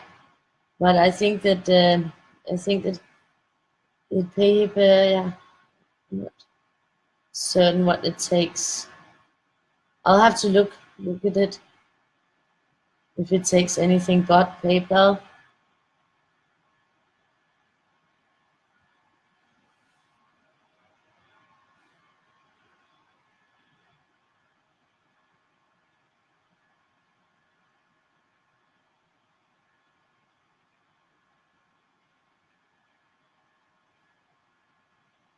But I actually don't think so. I know that the Etsy account does, but that's different. And there's only the Weirdie books up there, so that's different. So I'm not sure. Sorry for not knowing. I'll try to look into it, but I do think that they only take the PayPal.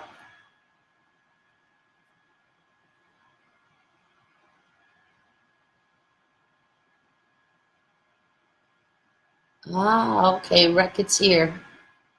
I like John Grisham. But you don't have to discuss. You can just listen in, maybe.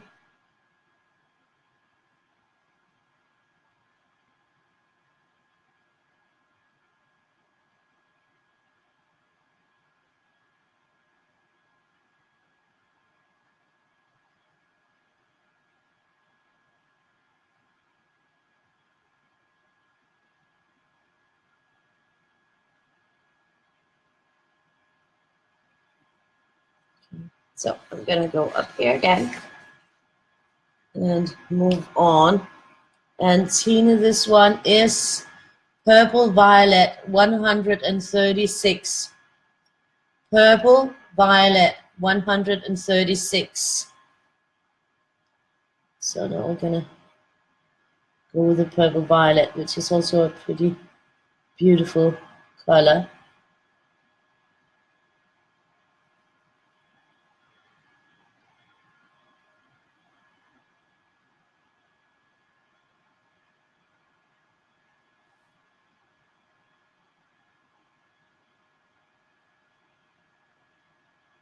I can hear all the sounds. I really should try maybe to have a glass of wine. I could always pour it and then see. Maybe it will help me, because now that I slept, and maybe I'll have a difficult time falling asleep again. I'm gonna try to pour myself a glass of wine and see if I can beat this stupid sleepiness.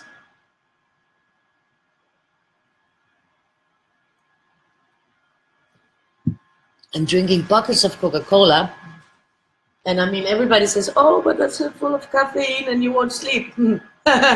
Yeah, right. I don't have a problem sleeping. I have a problem being awake right now.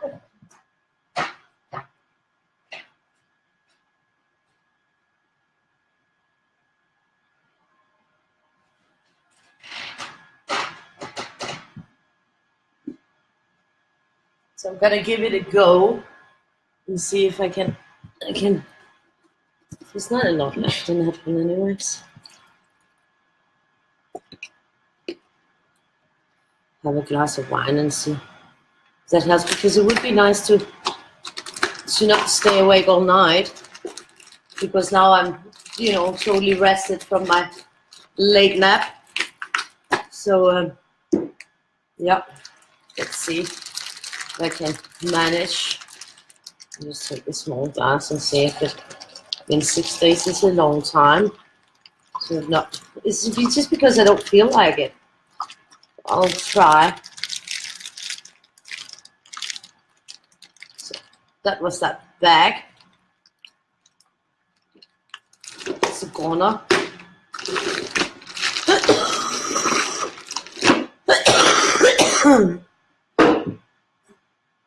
So it's gonna go over here and stand a bit. And then we're gonna go on with this beautiful purple violet.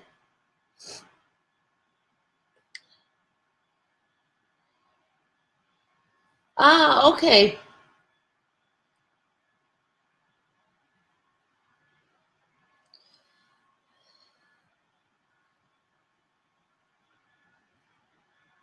You might have to try to put some cash in PayPal first, just a little bit.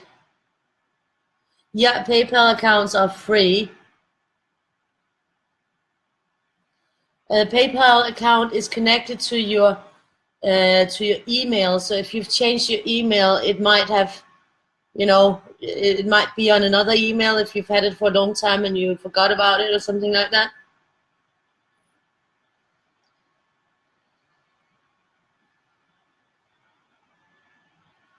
Off to dinner. Have a nice dinner. Bon appetit, Dan. Yeah, it's a lovely flow of colors. Wrong window. Hi, cat. No, I don't get energized by it at all. I can easily, I can have a glass of Coca-Cola next to my bed, and when I wake up, I take a sip, and then I fall asleep again. I don't have anything with the caffeine. I remember once there was these lose weight pills that I got from the doctor. It's like a lot of years ago, because they're like banned now because people died from them. But these were like pure caffeine. They were called Letigen, and they were supposed to help you lose weight. And people were using them left and right when they were going out to not get sleepy. And I could take one of these pills and I could go straight to bed and sleep. They didn't make me non-sleepy. They had no effect whatsoever on my sleepiness. I don't know if they helped me lose weight, because I wasn't really fat to begin with. I don't think so. But in that era, I was working as a runway model, and everybody is fat as a runway model. Even the skinniest skinny is a fat. I think I was weighing like 48 kilos. So that was definitely nothing to lose weight from. I was a little bone stick. But yeah, I took them. But I slept fine with them. I had no problems. Everybody was else, like they were like, "Oh, I take half of that and then I can't sleep." And That was pure caffeine. Or yeah, that was no, it was not caffeine. It was something else. It was worse. Um, Now I don't remember what it's called, but it was worse than that actually. But they got banned. Um, but what they did was, they were supposed to give extra energy so that you would burn more, because you'd automatically be more active or whatever. Anyways, I don't think that I found any difference with them. And I didn't take them for very long. So never had a problem.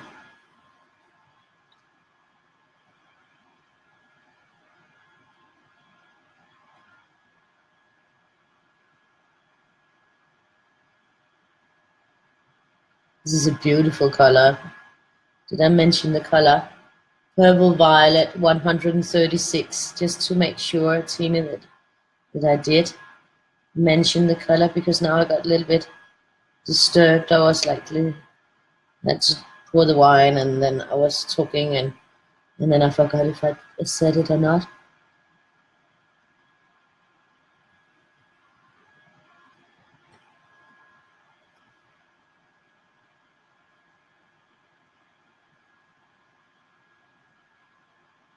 So now I'm like forgetting to make the small little. I do forget that.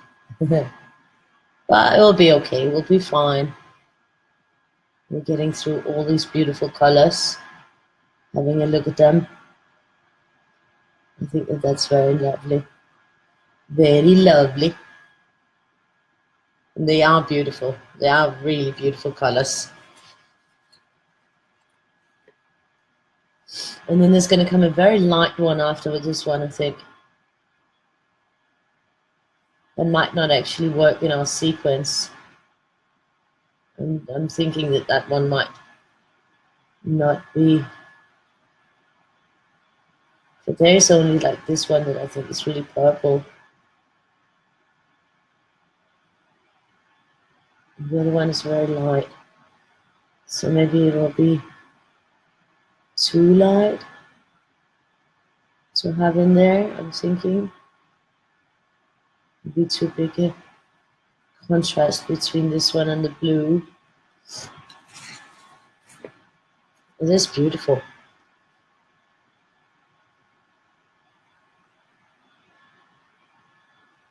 I think I'm usually hyperactive. I mean, it's just like, that's why it's so strange for me to fall asleep all of a sudden, and that I've been so tired this week. That's like really, really not normal, because normally I sleep max 4 hours in a 24 hours, and I'm always like really active with everything and awake, and so it's really strange for me to all of a sudden be tired and sleepy. That's a really a new thing that I've never really experienced before.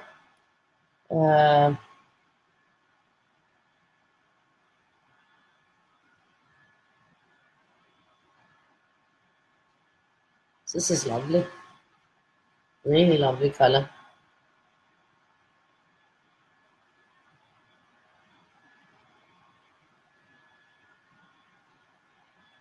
Yeah.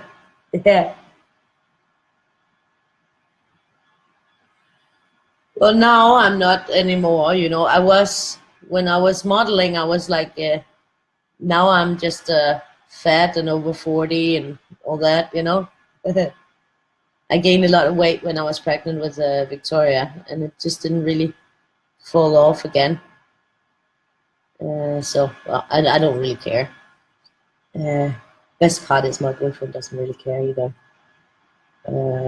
He thinks that I'm nice the way I am, so that's nice.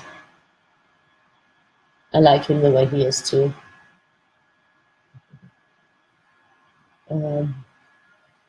So yeah, I used to be very, very skinny, but I'm not anymore. But besides, it wasn't very pretty when I was so skinny. It was just bones sticking out everywhere. That was not very pretty. I don't think so. It was maybe pretty for runway modeling, to show off the clothes on a rack of bones. But I was even like in some instances I was too tiny for the photography sessions, because even the small sizes didn't fit me when I was modeling. But that's a lot of years ago. That's a lifetime ago. So yeah, it's developing nicely, and we're going on. And I am really thinking if I should take this out, because I'm thinking that it will be way too light. Just next to that one, and then the blue after, I think it will be too light. This one is called Lilac 239, and I will take it out of the mix because it's too light. So Tina, here's your Lilac 239. It's not gonna go in on this one because it won't fit in the sequence. It will sort of just stand out too much. So I'm just gonna pop him back in the box. Oh, there's the one that fell down. Yeah. It's a lovely box, by the way. It looks really beautiful. It's got like a magnetic closing, and then you have in here you have them, and you can even pull them out like drawers, like that. It's a pretty neat storage box. With a, you know, it's sort of, yeah, it's nice.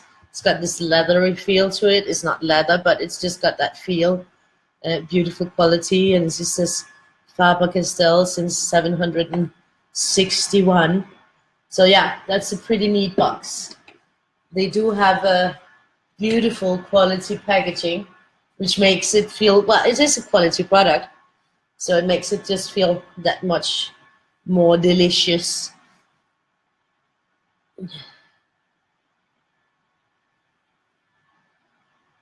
Yeah.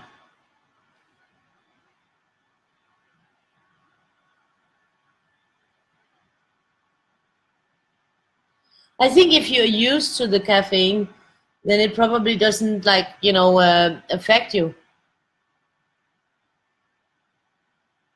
Yeah, whoop whoop.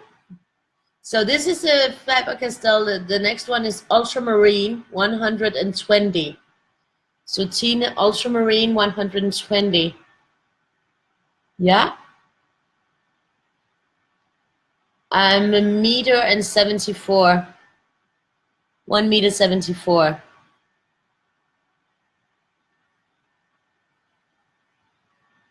Oh no, there's no reason. I've made videos where you see my face.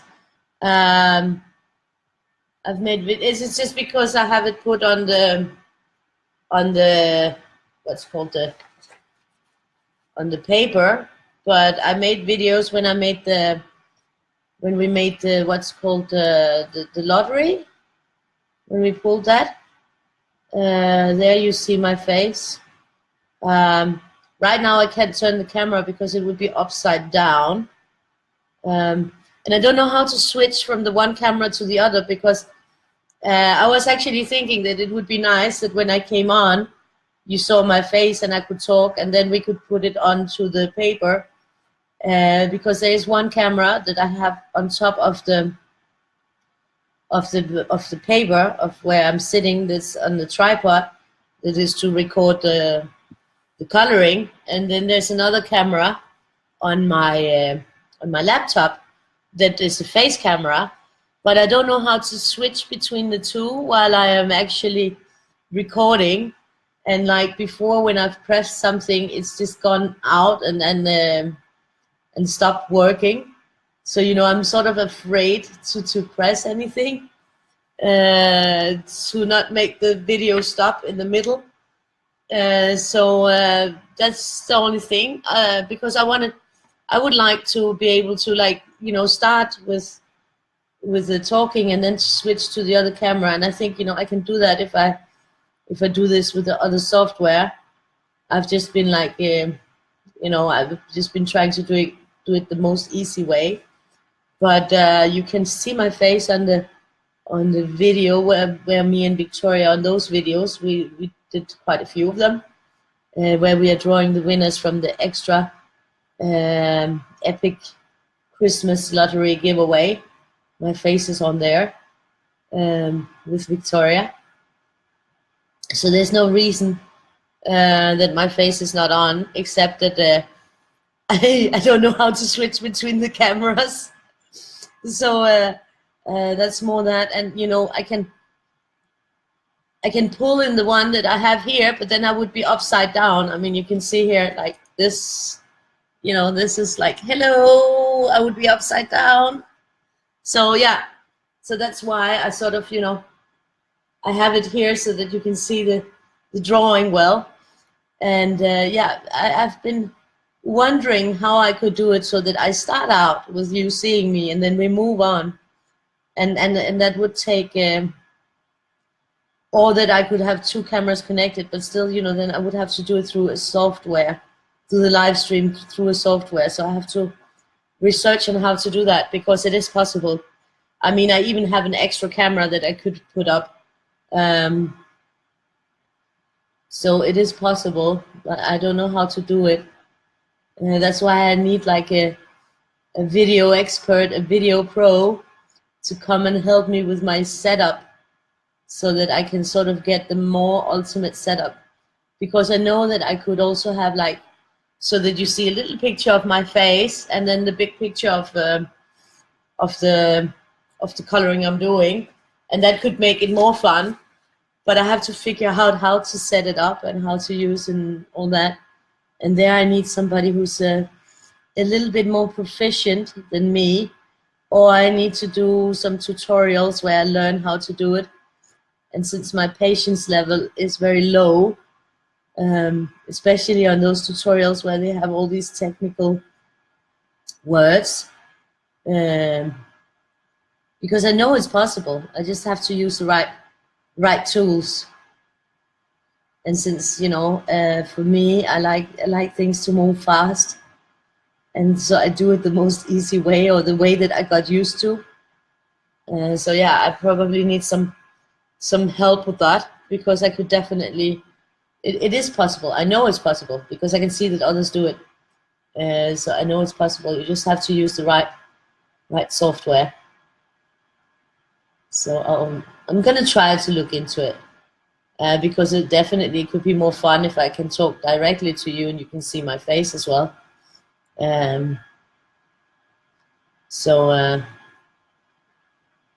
But the reason is just because I don't know how to switch between the cameras, because I'm afraid to mess up the live video while it's running, because I did that a few times. So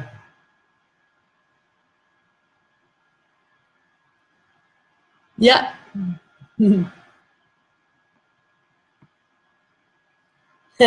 Yeah, I know, I have a pretty face.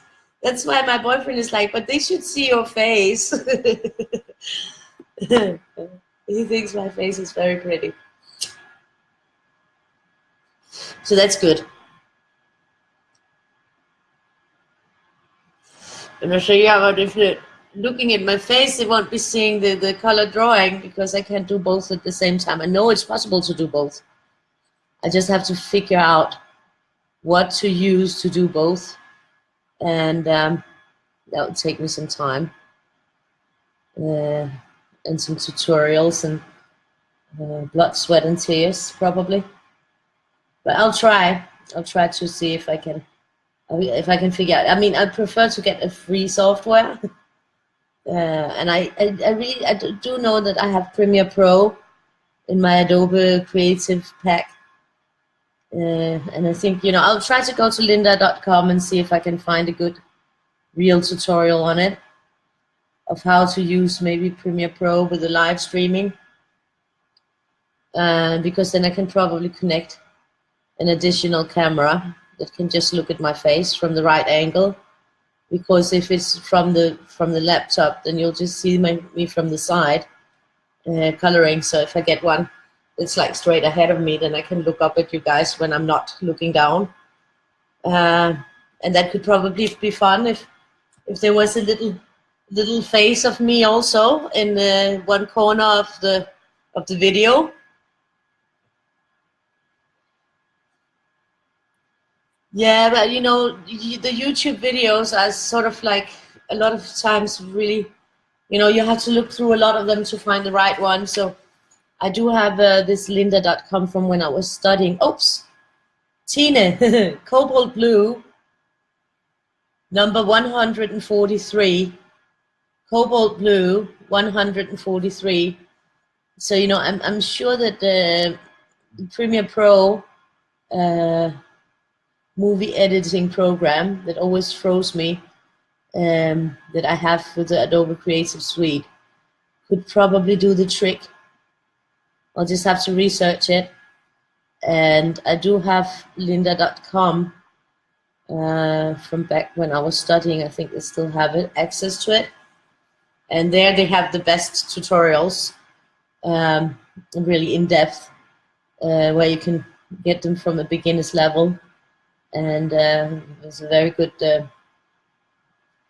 good practice. So I might have to go through one of them. The problem is I'm always like got 100 things to do and I'm always behind. So sometimes taking time off to maybe spend a day on tutorials is not very feasible. But I'll try. I'll try to see if I can figure it out. And maybe that will also bring more viewers, that will have a better video experience. And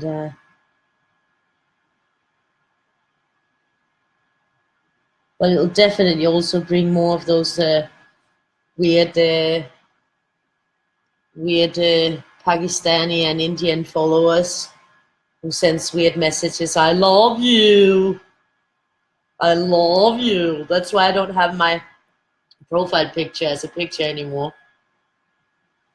Because it stopped those messages, stupid messages, you know. Because before, when I had my real profile pic with my face, then I got a lot of weird messages. And when I removed that and just put a drawing, and on the fan page just an abstract art piece, then it also removed all those weird, annoying messages from needy men.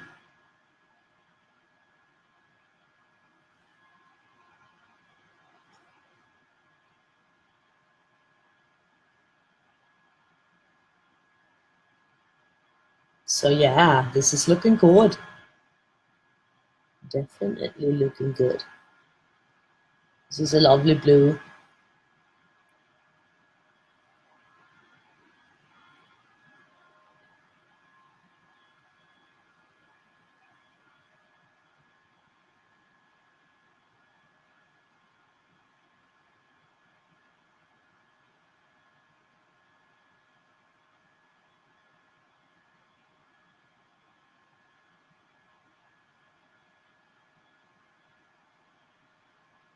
So we're gonna go here.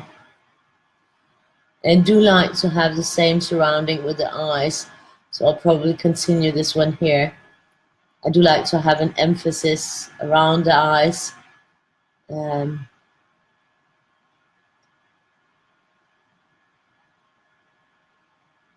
is a beautiful color.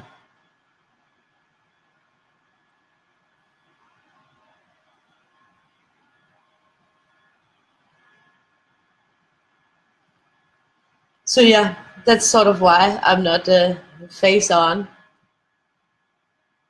face off.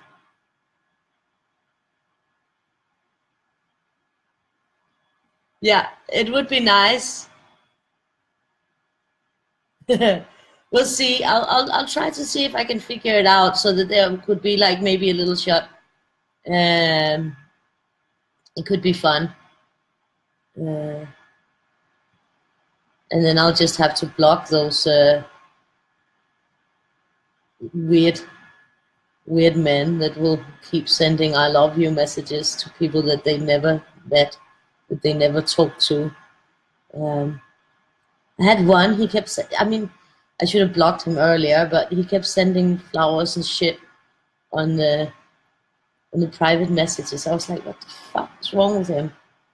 I mean, I've never talked to him, and he keeps sending all this and writing "I love you." I mean, what is wrong with you? There's something seriously wrong. You need help. You need help. So yeah. But then, he found my best friend on my friend list and friended her, and she felt very flattered. And she was like, but he's really nice. And I'm like, you're an idiot. He's not nice. He's a stalker. He's an internet stalker. He's just annoying and he won't stop. And she's like, no, but he's nice. I talk with him. And I'm like, if you talk with him, it's just going to be worse. And yes, she had to block him in the end as well. But she didn't have so much experience as I do, where I can sort of see them straight away, the male stalkers, where she just felt like flattered that he thought she was pretty. I think he probably thinks that all girls are pretty, no matter who or what. Just all female creatures are pretty. Face Off, that's a really awesome movie. I love Nicolas Cage. I think he's like ultimately the most sexy man, male actor. I think he's absolutely gorgeous and sexy and quirky. Yeah, I like him. It's such a great movie. No, I don't need a stalker. I got plenty without stalkers. And this is a Pathalo green, like Pathalo blue, sorry Tina, Pathalo blue, 110. And it's spelled Phthalo. That's why it's so difficult to pronounce it. Face Off is an awesome movie. So yeah, we are moving on with the Pathalo blue, which I have a difficulty pronouncing. But it's a beautiful blue, for sure. And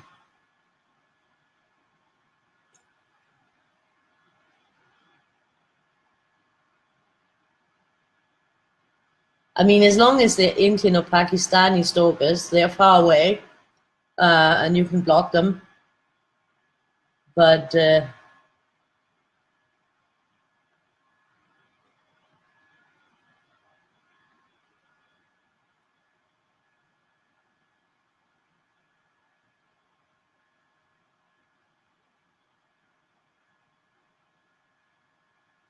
awesome.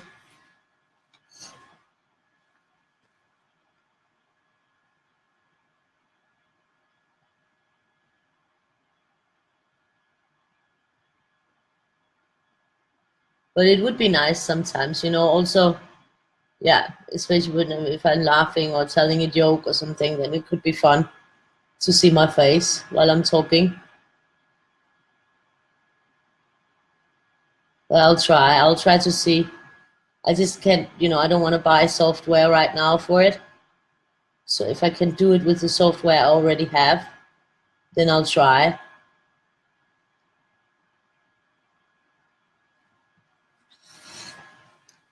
So here we go.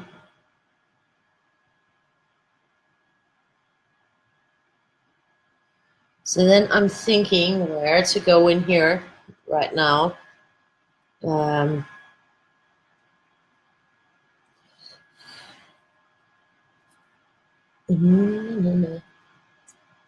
thinking that I want to go in here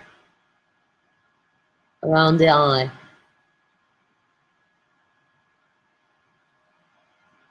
Just right here, around that white. And of course, his eye's probably not going to stay white, but I haven't made a decision on what it's going to be yet.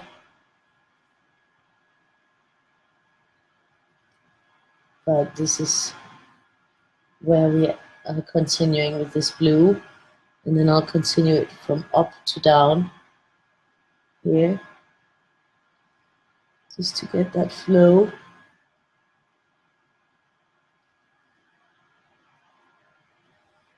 Yeah, it's looking good.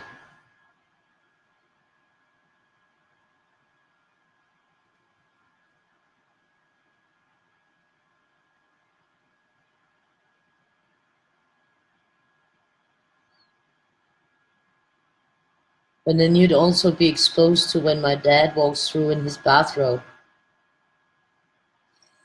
and to the mess behind me.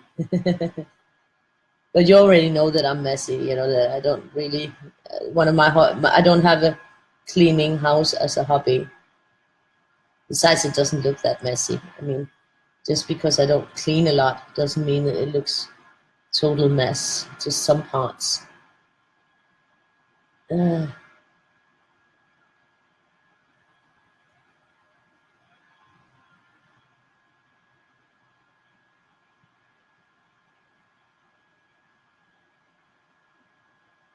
it's looking good.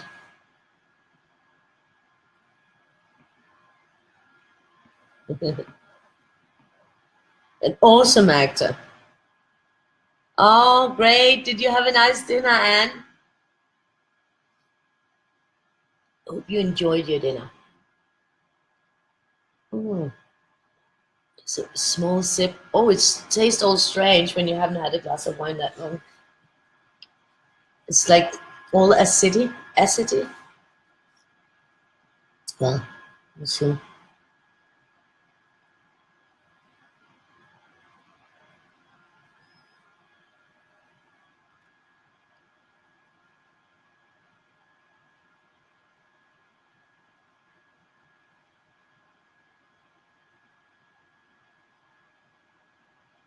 It's looking very good.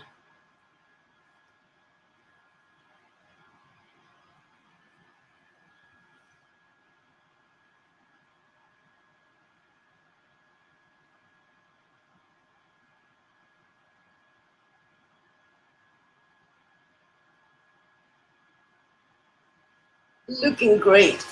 And here we go for another ciggy. So that will probably help both the asthma, the coughing, and the sneezing, because there's like a draft from the window to my left. So all the smoke goes in my eyes and in my nose. But I'm coloring with this hand, so I need it on my left side. And I'll probably also have to leave you for a minute or two because I actually have to pee. Sorry, but I have to go to the bathroom. This happens. We've been on for 2 hours and 23 minutes. So I think I need a pee break. It's not always that I need it, but since I have been drinking lots of tea, hot tea, ginger lemon tea is really nice. I have this organic ginger lemon tea. And it's so nice because I don't normally, if I drink normal tea, I put mountains of sugar in it. Might be a slight by thing of my Coca-Cola addiction, that I need so much sugar in a normal tea. But when I use these organic teas, there's one with the sweet chili as well. I don't need to put sugar in it. They're just naturally sweet. So I prefer to drink those teas because I sort of don't use as much sugar as I would use if I was drinking another kind of tea. So yeah, I've been drinking a lot of that tea with Victoria, and she enjoys drinking the tea as well. It's just lovely. Now I already did. Oh, now I lost my place again. I got those. Now I need this one. I'm turning him all around.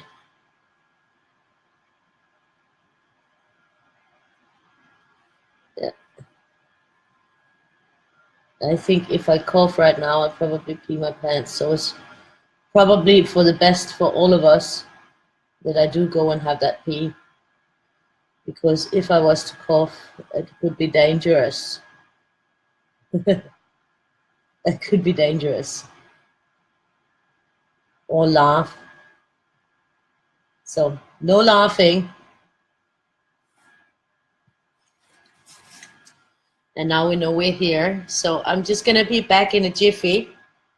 1 second, and sorry for having to leave you.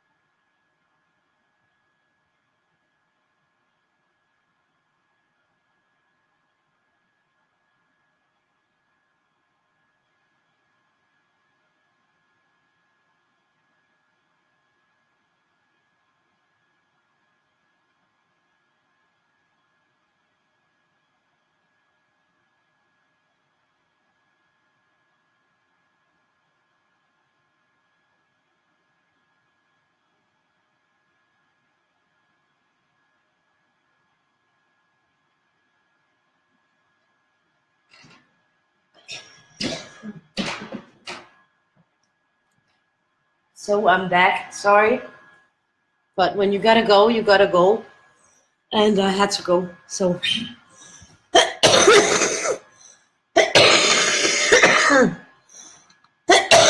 so actually, I forgot something here, so I have to backtrack. Yeah, I can see that I actually forgot several things down here in the first go.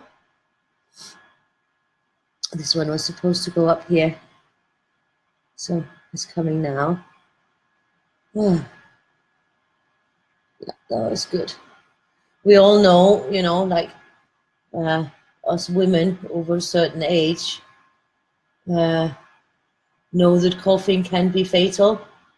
Well, not fatal like that, but it can cause accidents if you also have to pee. This seems that there is less control, so coughing and laughing can be something to be avoided at times. So yeah, then it's safer to go pee if you know you have to before you start laughing too much, because otherwise it will be no laughing matter no more. So yeah,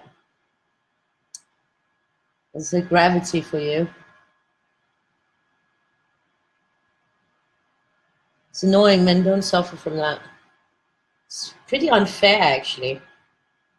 I think it's unfair. Men should run around peeing in their pants too. Definitely. They deserve it. So yeah. So now we're on here. It was good that I just caught that. It was missing there. They do deserve it. They should also run around and pee without having anything to say about it and feel how annoying that is. But I think it's only females that have that issue with age. And then they say, oh, but did you do what's called those exercises, squeezing exercises? Yeah, fuck yeah, I did. My whole life. But it didn't really seem to have that much of an effect. Oh, fish and chips, that's lovely. It has to be while it's hot and crisp.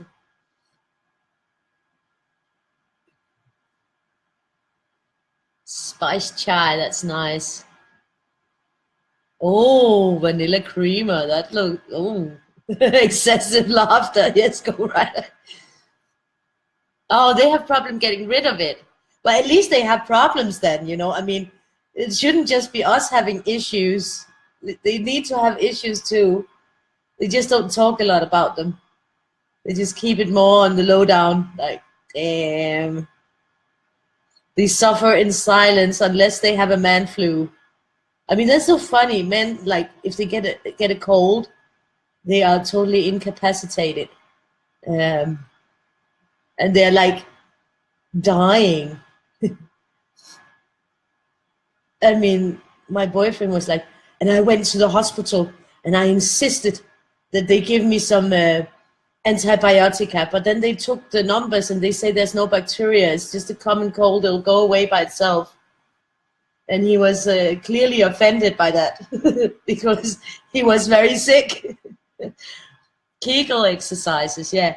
I did that my whole life because my mom sort of like raised me, telling me that I needed to do those exercises, that it was really important.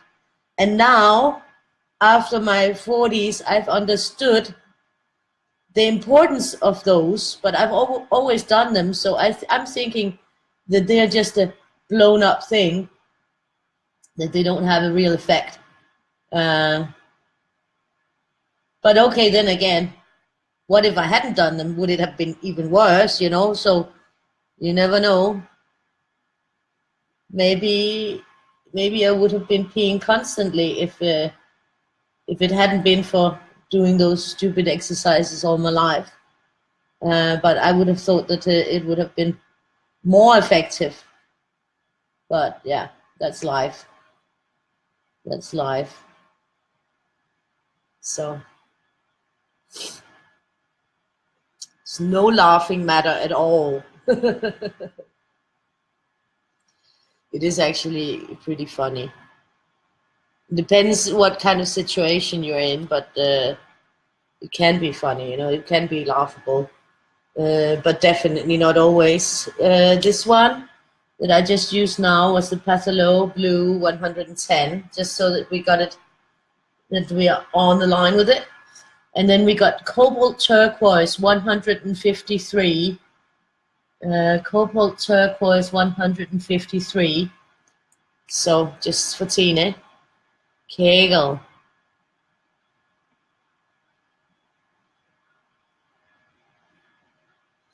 Well, you know, I haven't given birth, but I think during the pregnancy, the bladder falls down even more. But I didn't give birth because I had a cesarean. I had an emergency cesarean, so I didn't give birth either.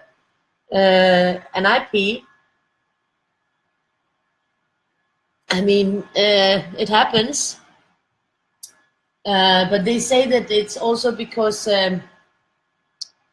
my stomach muscles didn't grow together after giving, you know, after the pregnancy, because I got so big. I got like twice my size during the pregnancy. I doubled my weight, and that sort of, you know, then the when you're pregnant, the stomach muscles sort of split apart to give room for the stomach. With women, it's a physiological thing, and then normally they will just grow back together after birth, but it's not all where it grows back together, which is kind of a bummer, especially if you realize that years and years afterwards, that that's the reason why you can't lose weight. And I also found out that the stuff that I've been doing to try to lose weight has actually increased the gap between my stomach muscle and made the issue a lot worse. And then when it gets that far, the only thing you can do to fix it is to get an operation. But the operation is considered a cosmetic problem. But that problem also causes more that you are prone to have these accidents when you cough or laugh or just stand up or anything, you know, like lift something and the bladder lets go. And even if you just already just peed, you know, it can do, it's weird. And I have been looking into it. I went to some different places and had some examinations done, and definitely my gap is too large to be worked away with any kind of exercises that are for that. Then it should have been straight after, but since I didn't know, and I was really sick after for a long time after giving birth. After I had the cesarean, I was in intensive care for over 10 days where I couldn't have the baby because the anesthesia gave me a chemically induced meningitis. So I was really, really sick, and I was in a stretch thing that I couldn't, I wasn't allowed to sit up or stand up or anything, go to bathroom for 10 days. And that I was in the intensive care. So I couldn't have the baby either. So there was a lot of issues. And it took me a long time to sort of recoup after the whole cesarean thing. So there was definitely no chance of me being able to do any kind of exercise because I was really bad off. And yeah. So yeah, and that kind of operation cost like almost 50,000 kroners in Denmark. And I'm thinking, like, if it's something that affects you physically, well, it does affect me physically because I can't lose weight, and it does affect me in the way that I probably have that issue with the coughing and peeing more than you would normally have. Then I'm thinking, if it affects you like that, then it's not really a cosmetic problem only. Then it is a life issue that sort of intervenes with your life and what you can do. I mean, it's no fun to have it like that, but I'm used to it. But still, it's not funny. Yeah, it's not funny, and I'm sitting laughing because I kind of think it is funny. In some instances, it is. But yeah, that is just the way it is. It's just the way it is. And I bet it's men who sit and decide what is a cosmetic issue and what is not. Because I think that any woman who has an issue because of giving birth would not think that that was just a cosmetic issue if it intervenes with your life quality. And I mean, if you pee, if you cough, or laugh, have a fit of laughter, and you then pee your pants, then you definitely think that's not just a cosmetic issue. It's a fucking wet issue. So I think I'm just thinking that maybe here in Denmark they had a board of male head doctors who decided what was cosmetic and what was not. And they definitely did not have any understanding for female issues, that's for sure. Or they didn't want to understand. So that was the Cobalt Turquoise 153. Moving on up. Let's talk about something else.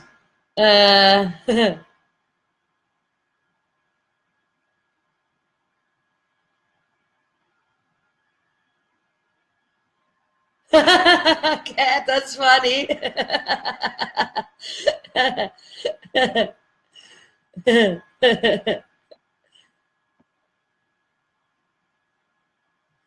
Exactly.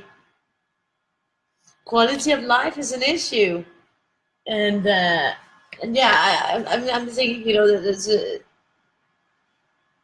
Oops. Just 1 second before I begin on this one. Let me just continue down here so that I don't forget. I mean, definitely quality of life could be better. I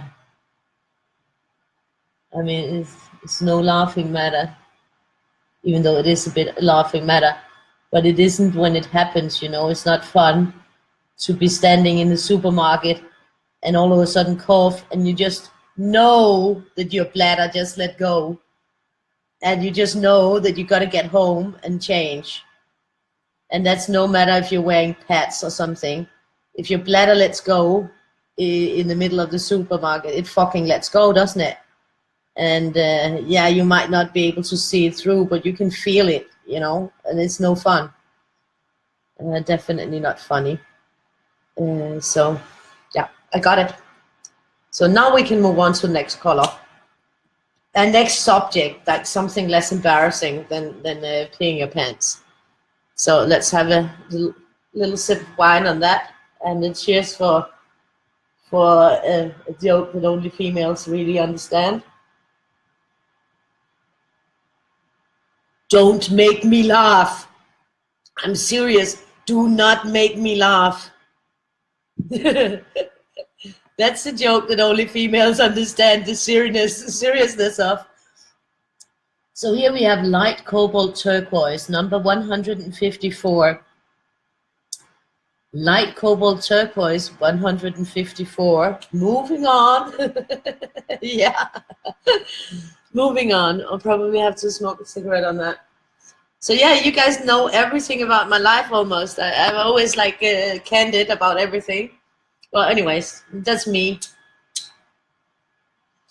You know, this video would not be mine if I wasn't being me all the way through. So that's what you get. Sometimes I might say something offensive or whatever, but I don't want to be somebody that I'm not. So that means that I'll say whatever I think or feel or whatever goes on.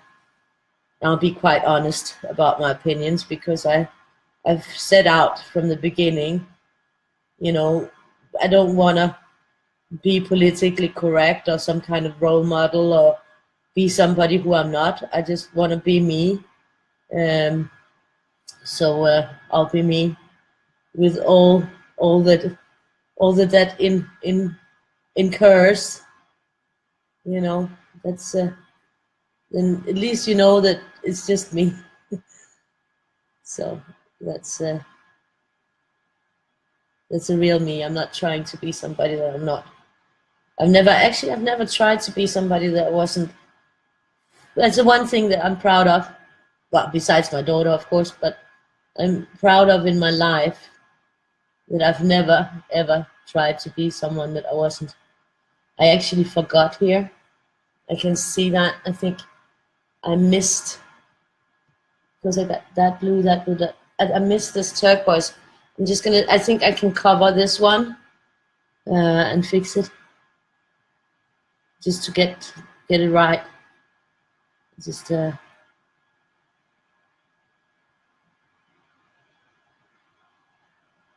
have it here, and I have it here, and I have there.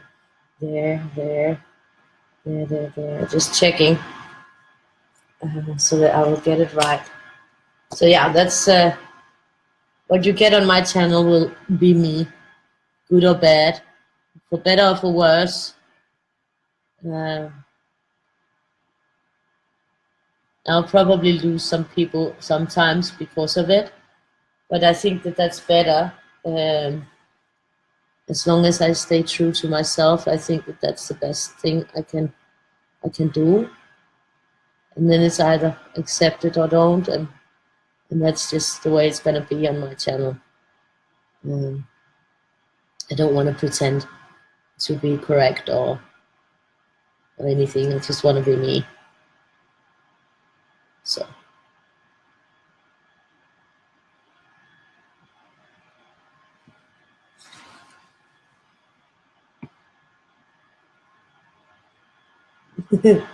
Sometimes I'm interesting, sometimes I'm boring. Hi, Anna. That's awesome. That's good. Looking forward to see a colored one from you, and it's good to get them because once the month is over, I will be removing them to make space, because it will fill up too much of the shop, and then they've sort of served their purpose and everybody's had a chance to get them. I have kept them up all month because if there's somebody new coming in, they could go in and get the old ones, and I will still, you know, remind everybody, and it'll probably not be, it won't be on the 1st of February that I remove them. It might be, you know, like when we're a week into February, I think, you know, then everybody had a chance. And yeah, if new one joins after that, then they're just too late for them. Laughing fits. Well, I quite often have laughing fits too. So this one was turquoise 154. Yeah, when you need to sneeze. Oh.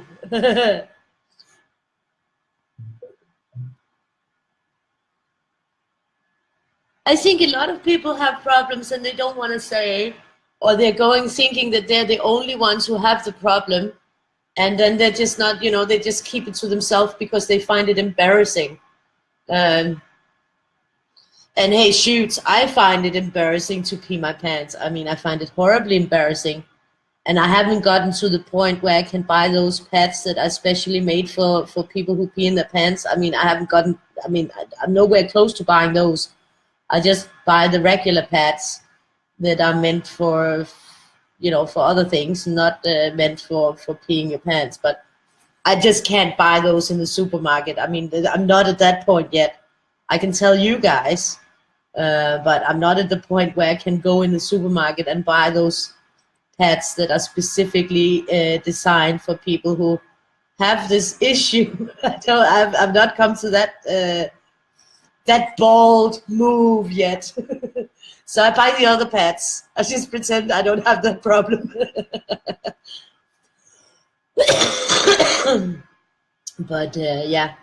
So, but you have to be prepared. You know, if you're prepared before you cough, or before you laugh, then you can sort of work on the issue. But if you're not prepared, it just comes out of the blue, or if you haven't, you know, it's not good. But yeah, talking about the issues makes it more normal. And if you know that you're not the only one, and I mean, come on, when I talked, the first time I talked about it I was sitting with my bestie and my ex's sister, who's also a very good friend. And I was sitting with them and I coughed and it happened. I think it was on my birthday. And then I told them about it, how annoying an issue it was. And they both were like, but that happens to me too. It's normal. And then I found out, wow, it happens to them too. So I'm not the only one who's having this issue. And that was a relief. But obviously it's not something that a lot of women will talk about or mention. But I think if one person says it, then the others can say, oh, yeah, I know about that problem. And then it feels more normal. Because, yeah, I think, because every time I actually talked about it with someone, they said they know about the issue. Females, of course, it doesn't happen to men. They have a different, but then, yeah, maybe they have an issue actually peeing. And they definitely do not talk about that. No. So yeah, it's a different ages, different problems. But if we all if we're all more open about those problems, they will feel less of a problem because we know that everybody have it, and then it'll just feel more normal. So this is a cobalt green, 156. So yeah, neat. I mean, these are really lovely colors we're coming through here. Oh, this one I think is gonna be empty soon. I didn't use it that much, did I? It just felt like it was gonna be empty soon. Please, Weirdies, go viral so that all the marker companies can see that I need them as sponsors. I need them as sponsors for Color a Weirdie a Day. They need to get in on this while it's still fresh and new, and there's room for them as sponsors, because pretty soon all the sponsoring rooms will be filled up. all the spots will be taken, and there will be no room for more sponsors. Very, very soon there will be. If you want to sponsor Color Weirdie a day with markers, pencils, anything, you know, be careful because the spots are taken. They are getting grabbed right and left. They're going. Yeah, I should make that like call out for all marker producers.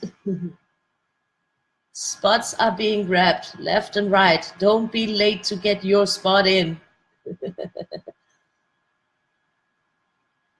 You may miss out on the marketing opportunity of a lifetime in your brand name. Do you really want to risk that? Do you really want to risk getting fired because you missed out on this chance? Yeah, I've been coming up with some great ideas for some commercial spots to get sponsors in, to get them jumping.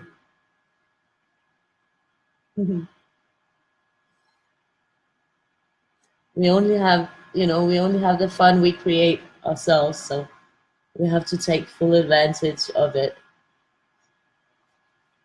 So yeah, so here I'm gonna start from down here with this little tiny spot there. So it's gonna be a cool one.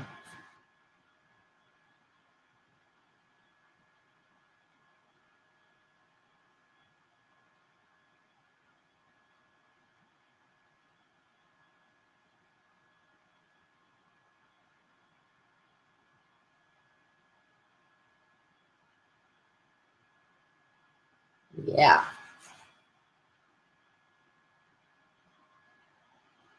So this one will move us into the greens. There's also a really light one after.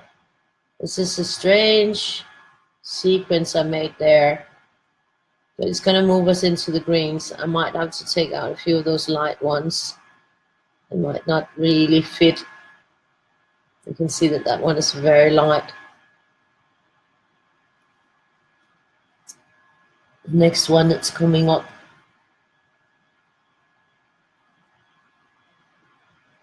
So yeah, it looks good.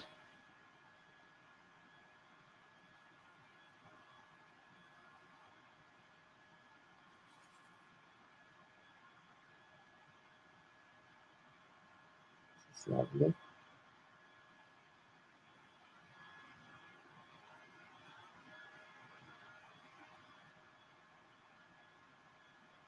So I wasn't really active that much in the kitchen except for breakfast for the girls and these sweet things. So no real cooking today. No like real big thing. But I already made both my entries for this week's Steamed Iron Chef. So I'm happy I did my piece, and now I'll get the next theme on Friday. So I'm already done. I don't have to stress about having to do it. I did both entries. I cannot do any more entries. If I could do more entries, I'd probably do more entries. So it's probably good that it's limited to 2. Otherwise, I would be eating cabbage all week, which wouldn't be a bad thing. I mean, cabbage is good.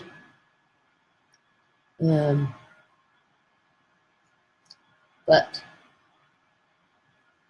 then I'm not overwhelming the competition with all my cabbage recipes. But the one yesterday, it was delicious. It was so good. It was so yummy, yummy, yummy.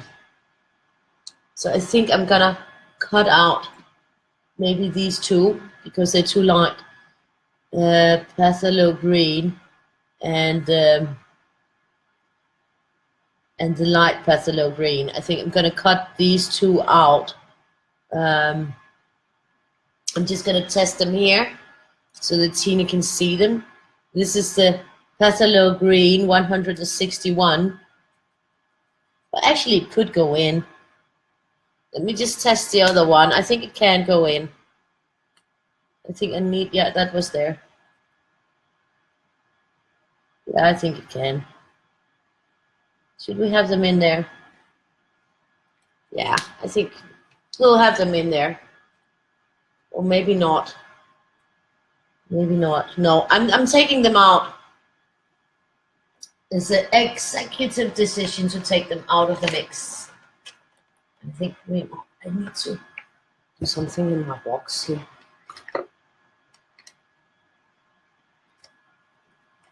Because like going down left and right here. They're knocking themselves over. We'll probably have to take them all out and rework it a little bit. So no, I'm going straight on to next one. Yeah, I hope you're at home.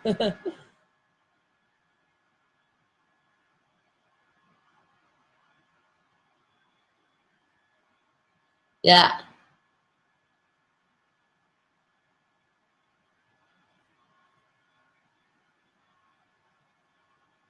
Yeah. If you have to leave.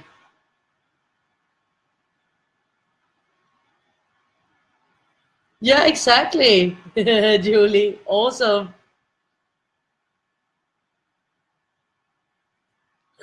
Oh no. Oh no, Patricia. You shouldn't spend too much on it. Exactly. Do a giveaway. Uh,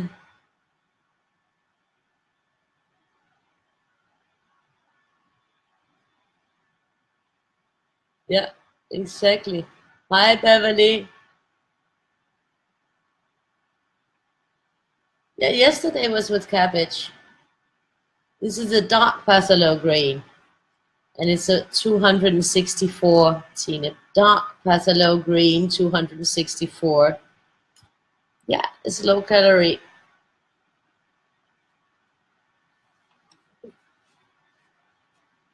The aqua. I'm not sure what you mean by the aqua, Patricia. I think maybe I missed something somewhere. Might have. Wouldn't be the first time.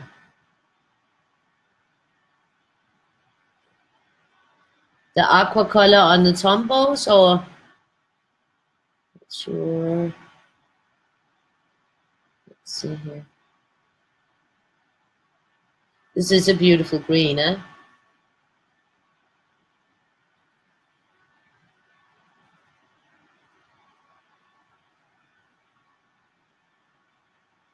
Very beautiful.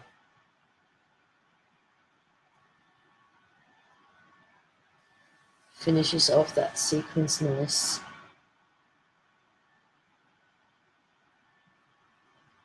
So I did take off a few colors of the initial lineup, but I think, they would have been too light for the sequence that we're running. Then they would have broken it up too much in between and to have a real flow, because you can already see that one is very light and breaks it up a little bit. So I think it's good that we take off a few of those very light ones. And then we'll have to work with that in another sequence, in another kind of sequence. This looks great. And we are going on 3 hours now.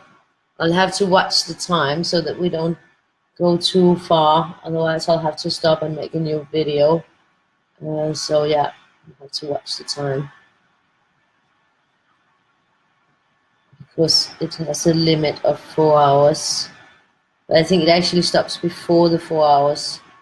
So, but let's see. We don't have that much left. So we'll get there, I hope, within the 4 hours. But time sure passes quickly, especially when you're having fun and when you're trying to eliminate the whole streakiness by coloring slower and little, much smaller bites. Whereas, it takes a little bit longer, but that's fine. I mean, I'd rather take a little bit longer and have it look infinitely better than do it fast and have it look sloppy. So I'm always like, it's in my conviction that if you're gonna do something, then at least do the best you can. I mean, don't overexert yourself or put unreasonable demands on yourself of anything, but just do the best you can and know that you've done the best you can. That's the best part. That's enough. So yeah.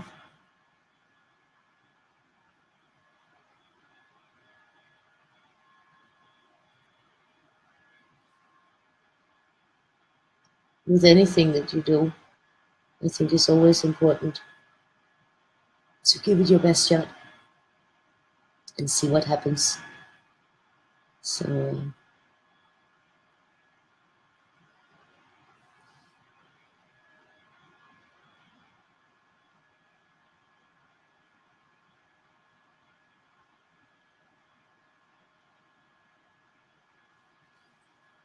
this is looking great. It is going to be a very beautiful one. I think so. It was great that Tina asked about the Faber-Castell pit brushes, because then I sort of could use them today. Also, you know, like if you have a particular one you want to revisit. I mean, I am planning on doing the Sick Clean brush tomorrow, because they are also water-based. And I think that these two sets would complement each other really, really nicely, because they are so different in their colors. So that I think that there's not two colors in those two sets that are the same. So that way they could complement each other to have a really full range. And that could be fun to try one day, you know, like to see in which sequence. I would probably have to do my color chart first, and then to try to sort them out after that. And then try to do them in a whole sequence. That could be interesting, to put them in between each other. Sort of the thing I like to play with. This is a leaf green 112. Leaf green 112.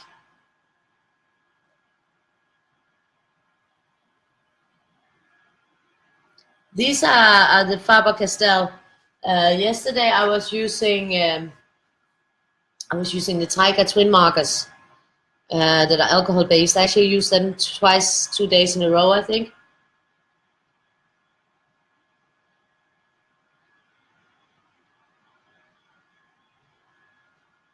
Exactly. I mean, the Brussels sprouts I made yesterday, because they just like are quartered, and they only like touch the surface of the pan very shortly, so they still like, you know, crunchy, and they have that nice fresh flavor. If you cook Brussels sprouts too long, they will have like not such a nice flavor, and they will smell bad or smell like farty.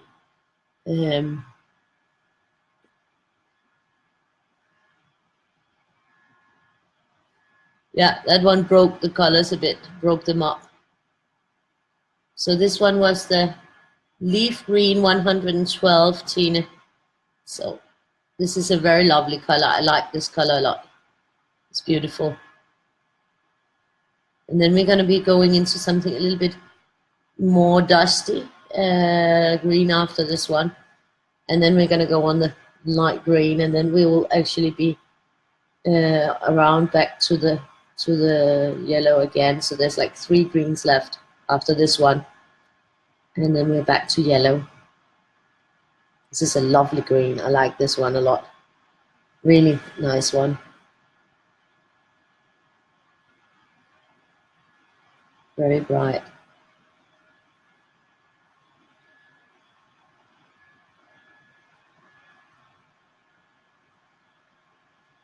Yeah.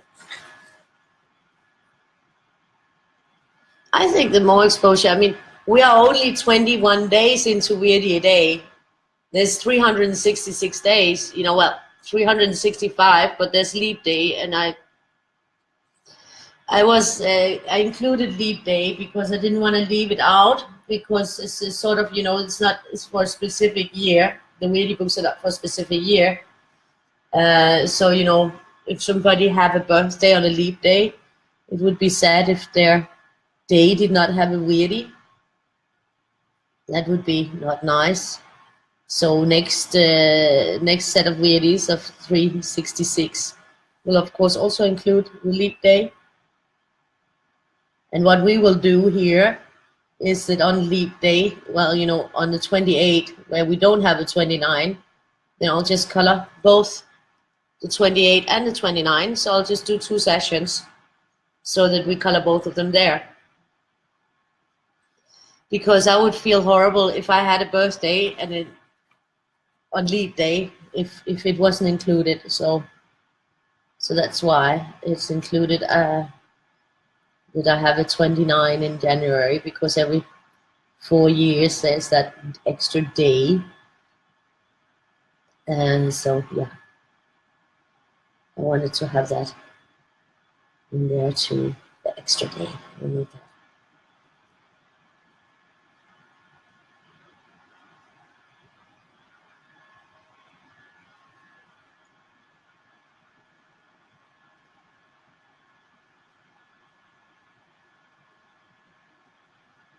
And I actually read something very interesting.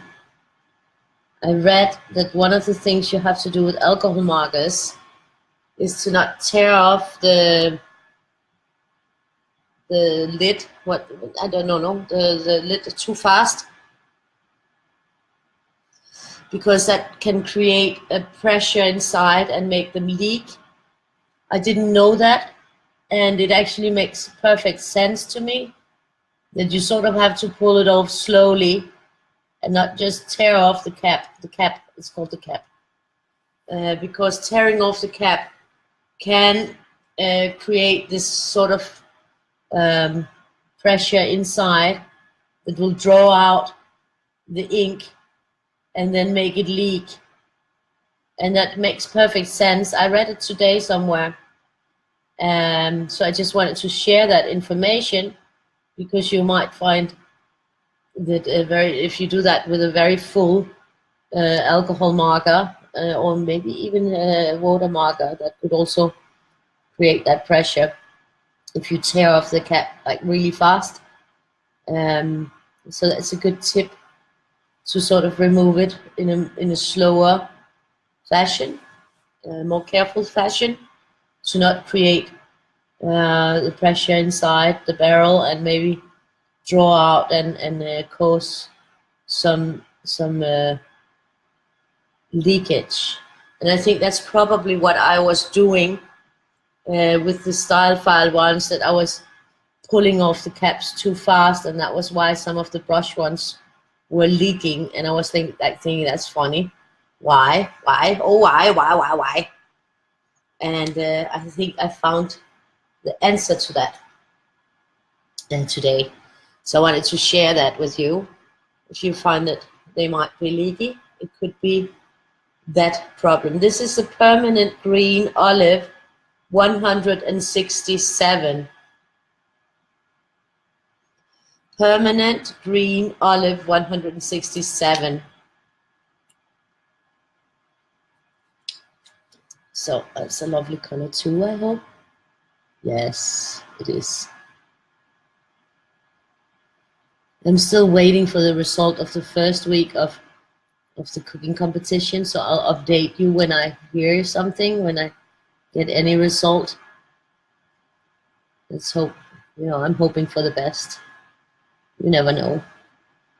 I do think my entries, both entries, were quite well, quite good, quite inventive and new.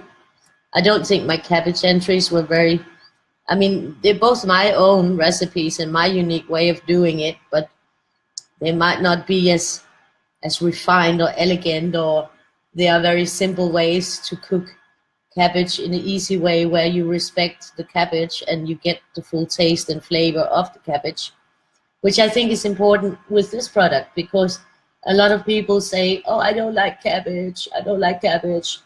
And that's probably because when they've had it, it hasn't been cooked right. So it has, you know, it's been overcooked and gone to that place where it sort of tastes like an old fart or something like that. Tastes and smells like a fart. I don't know. And if it's cooked right, or you know, just you know, like the Friday I get grilled the whole, you know, the quartered cabbage, and it was lovely. And I made that coleslaw with a sour cream and blue cheese and walnuts, and it was just beautiful. It was really beautiful, and there was no strong, you know, it was just like, you know, it had the right mild cabbage taste that you can have. It was very nice, both dishes. So definitely, I think, you know, a lot of those who say I don't like it, if they tasted that, they would like it. The problem is getting them to taste it. Once people have decided I don't like that, then it can be very hard to get them to taste something, especially if it's my dad. He will have a strong opinion about not trying anything that he knows he does not like. I know I don't like that, so I'm not going to try it. Yeah, but you didn't try it this way. It might be different, you know, you might get a new perspective. But I think, you know, once you reach his age, he's like 73 now, then, you know, it can be very hard to change what you thought your whole life was, you know. I think that it's hard. You got a set mind. And I just have to respect that, and then I can feed him it when he's drunk or something, because then he'll like everything and he'll be like, "Oh, this is the best thing I ever tasted," but he will forget about it. So next time you serve this and you knew he liked it the first time, then he won't remember that he actually tasted it before and he liked it. So he won't taste it again. So sometimes you have a lucky moment, and you can get him to eat something that's different than what he normally eats. And he enjoys it when he gets it. But you can't get him to do that when it's not a lucky moment. So yeah, that's the way it is. It's just the way it is. It's just the way it is. And I think my daughter, when she gets a little bit older, she'll be more interested in trying different things. So I just gotta be patient. And if I run out of video or stopped, I will start a new one, because I can see this is taking a long time. But I'm hopeful. Hopefully, we will be done before we have the time up on it. Because I'm thinking maybe it was the thing that I overpassed the limit of the. Maybe that was why they shut me down or put me in Facebook prison last time. I don't know. But it would be nice if when they do it, they tell you why they did it. That would be a great help, you know, to prevent one from doing it again. But obviously that's too much to ask of Facebook.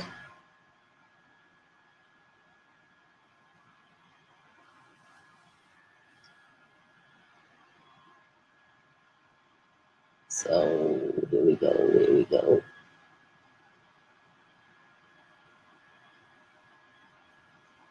I'm still trying to do it in smaller.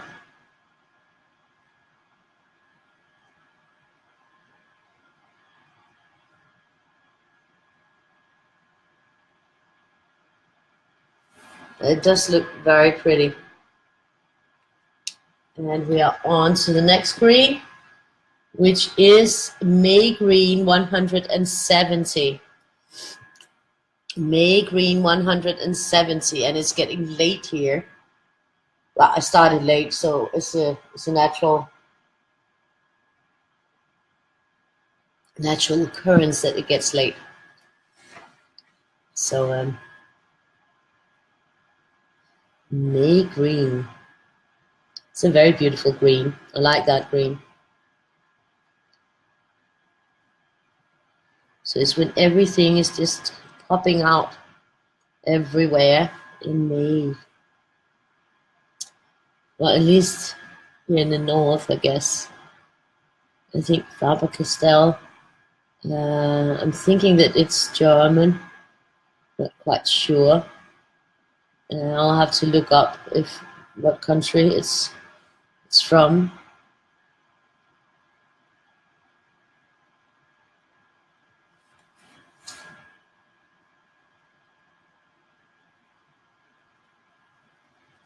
It's a beautiful color.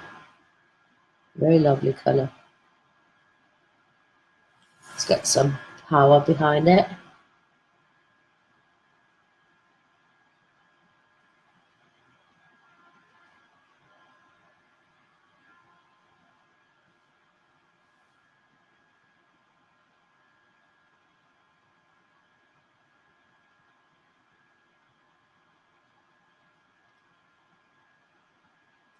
So we're moving in on this. It's nice we got that ribbon going through with some different colors, so that we got something to break up the order a little bit. I like that. So it's a good thing.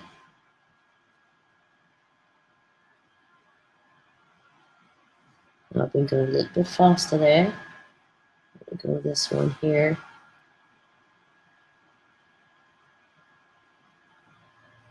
And we got one more green, and then we are back to the yellow. So it's going to be fitting really well with having gone through a lot of the colors. It's actually going to fit really well on a few of these. So that's good.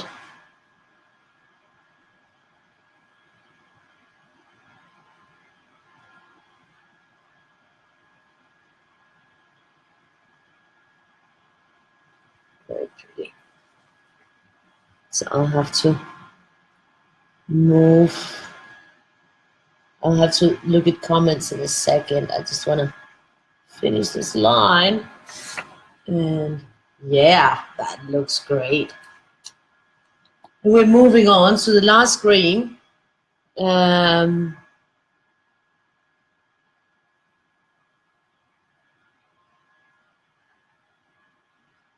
This sounds like good colors, Patricia.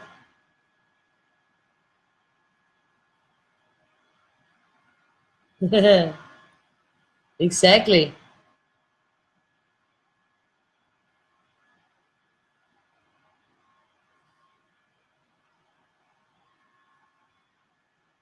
Ah, that's cool, Kat. Exactly. You know, you learn that it can be different.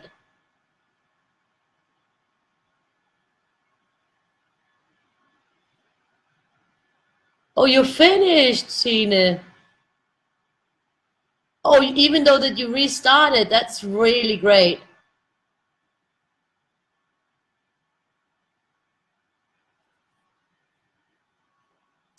This is the light green 171. Yeah, they're very small. There's not room for a lot of ink in them. And for the price, I mean, they are definitely not on the cheap side at all. But they are beautiful colors. I mean, I just love them. But the price point is pretty high. I got these, I think, on a sale. I don't remember how much, but it was cheaper than normally. But it wasn't like dirt cheap, but it was still cheaper than normal. And it was sort of like an Amazon flash thing on Amazon Germany, where I was lucky. Sometimes, a lot of the times, I don't remember. I think it was just under $100 for the 60, for the set of 60. It was just under 100, which is a lot of money for 60 colored pencils, especially if they don't last too long. I do think that so far they've held up quite well. but I can see that they will have a limited time span because it's limited how much ink there's in that barrel, because it's not a very big barrel, as compared to some of my alcohol markers where there's room for quite a lot of ink. But then I guess it also depends on how full of ink it is. I'll take that here, there it goes.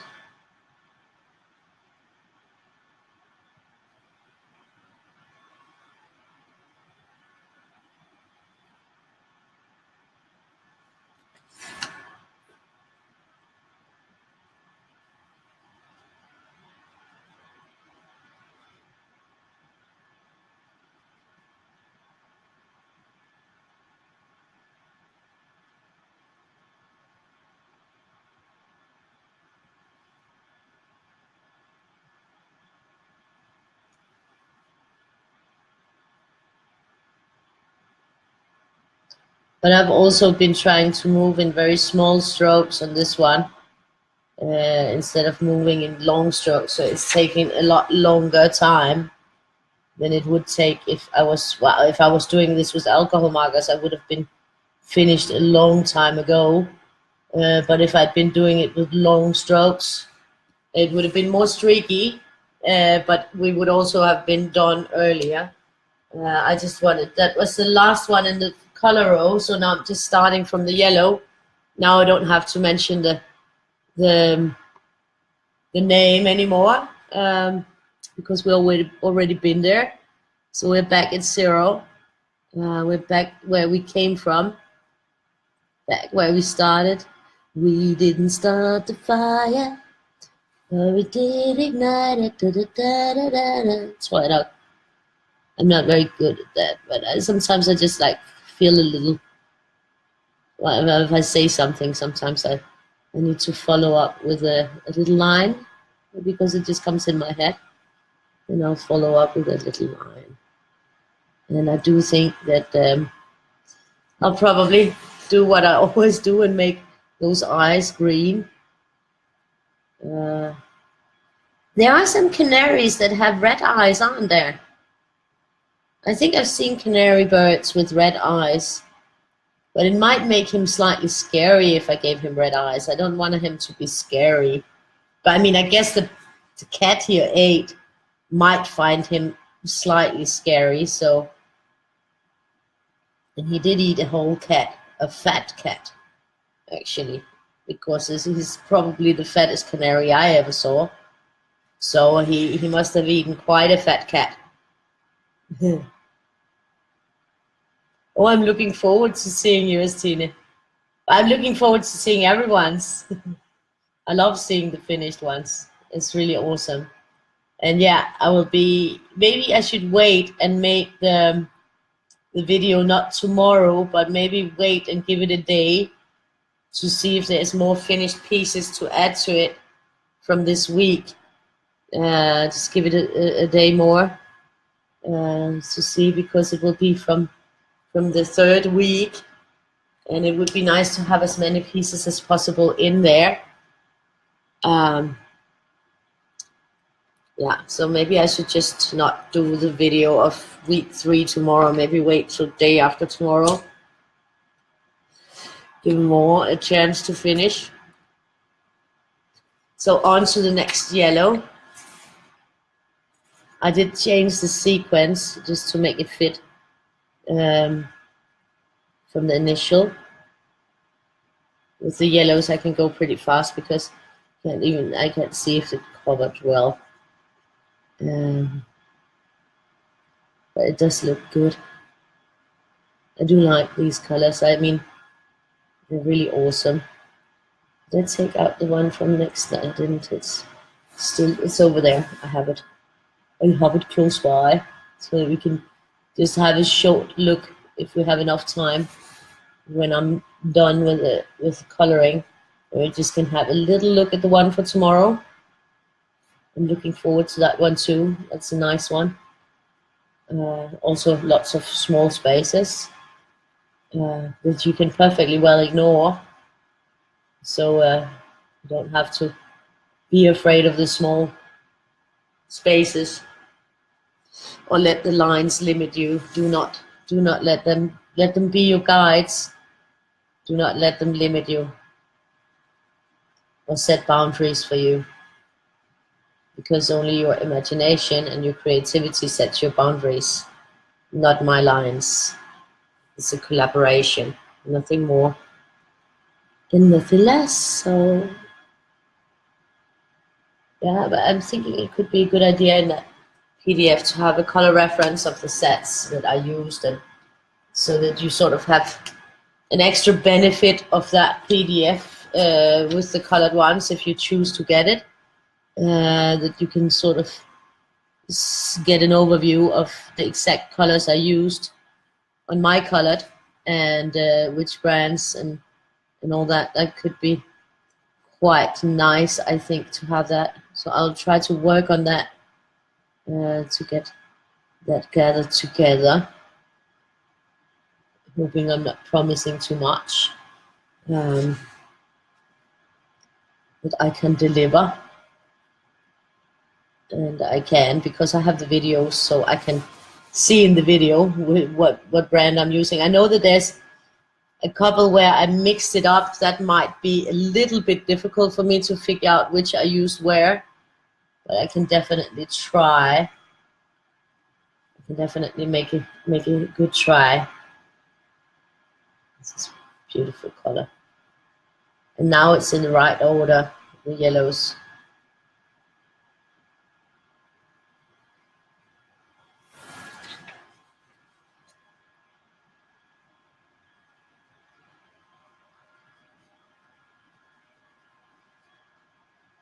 So yeah, it does take some hours to get to this kind of thing. I think that a lot of people probably color a lot faster than me, but yeah, I'm not fast, and when I'm talking as well, and yeah, that's just the way it is. It's just the way it is. The third weirdie. You'll catch up. There will be, when I finish here, I will put up the one for the 23rd. The 22nd is up there, but when I finish here, I'll put up the 23rd, so that you can all get it and grab it. I'm trying to stay like 2 days ahead in a way, so that you can have a little bit of time to grab it and get it printed. I know it's not a lot of time, but I think, I don't want to put them up too early, because I want them to be current, that you remember which day it is. And I mean, in the beginning, what I was going to do was just to put them up the day before and take them down the day after. But then I thought that's a bit if somebody comes in and joins us later, it would be nice if they can go back and at least get that month's drawings. So I'll let them stay up for the whole month, and then I'll take them down once we're into February. Maybe, like when we're 1 week into February, 5 days to 7 days into February, I'll be removing all of them from January, from the pay-hip, and then I'll make a collection where they are, and the colored are, and where there is hopefully the description of which brands and which number pens I used, so that you guys can have that as a reference guide, my colored as a guide to the colors that were used. So I'm hoping that I can do that. I mean, on a few of the pieces where I sort of mixed the different brands, it might be more difficult. And definitely on the 5th of January, where I use the colors that I don't normally use, it will be more difficult, but I'll find it, I'll figure it out, I'll work on it, because it could be a fun thing to have, a fun overview.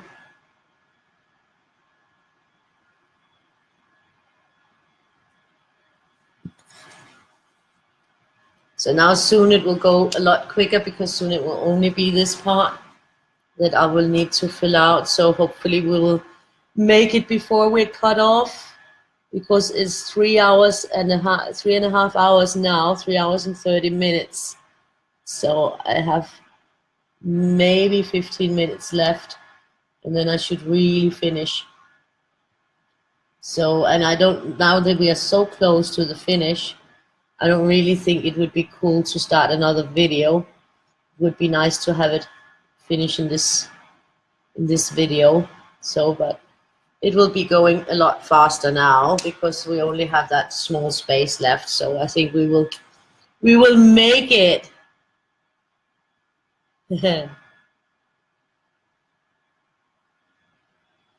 So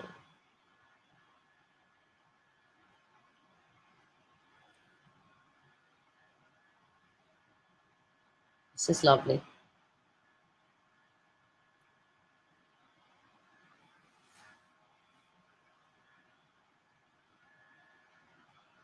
Curse? I don't know what curse is either. This is lovely.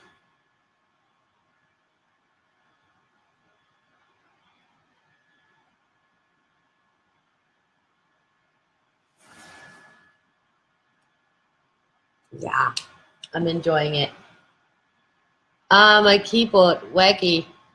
Marcus, okay, yeah. There's a lot wannabe Marcus out there. And I'm actually getting some. I looked, and there's some that are, you know, sort of, I think they're rip-off of the Touch, of the Shinhan Touch. And they are there in both a white and a black version, like the Shinhan Touch. And they're just called like new Touch markers. But they're very, very cheap. You get 80 for, I think, $23. And the other one is like $29 or $30 for 80 markers. And I actually ordered them because I wanted to try them. I wanted to see, you know, just to see what they're like, so that I can sort of tell you about them. So I have actually, I have ordered those. And I thought, hey, you know, if they work, then it's very affordable, 80 markers. Oh my God. 1 second. Hey, sweetie. Hello. Hi. No, I'm actually still doing the video. I'm almost done with my video. I'll probably be done in 15 minutes or something. Okay, I'll call you. All right, bye. So, God, he's still awake. That's late. Oh my God, he's trying to wait as long as possible to call me to be sure that I'm not on, and then I'm still on. It's like, damn. I'm always on. Yeah, always. That's funny. Kind of funny. He's really done an effort to wait this long. Yeah. That, by the way, is not my boyfriend. That's the guy I dumped for my boyfriend. But he still calls me almost every day, just to hear if I kind of changed my mind. Which is kind of sweet. We've known each other for a long time, so we still talk. We probably always talk, so that's okay. My boyfriend knows. We still talk, and he's fine with that. They also known each other. I didn't know when I met my boyfriend that they actually worked together for a lot of years. So it was just later I found out that they knew each other. So yeah, kind of complicated, but it's okay now. As long as you're honest with people and you tell them the truth, then things do work out sometimes. And I'm always honest and I always say the truth, so I never have a real issue or problem. Only sometimes. Only sometimes.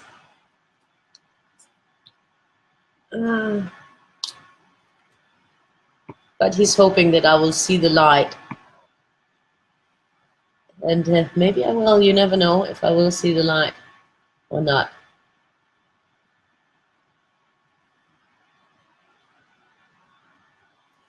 So it's getting really pretty. And it's really nice on the both ways.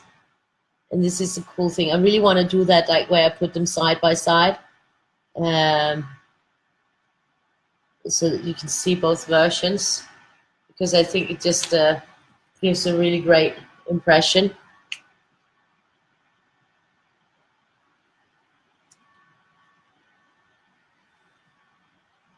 But I will, you know, once I get them, I don't have them yet. Once I get them, I will show you and I will go through them and I will give you my impression of them, the cheap ones that I got. I don't, you know, then I will say what they're called and everything because I don't have them yet. But once I get them, I'm going to go through them and see if they're crap, because I do believe that they might be crap when they're that cheap. But hey, if they're not crap, then it's a very, very good deal for a lot of colors. So it's worth giving it a shot. And then you guys can see my reaction, and then you can know if maybe you should give it a shot.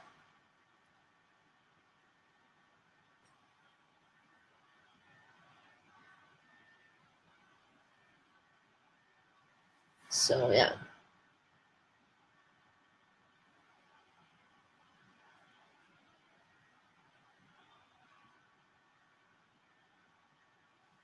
That's it. Oh, I'm missing the beak. That was gonna be orange. The biggie beak that we have to have. And then I'm missing the eyes as well. Missing the eyes and the beak. Yeah.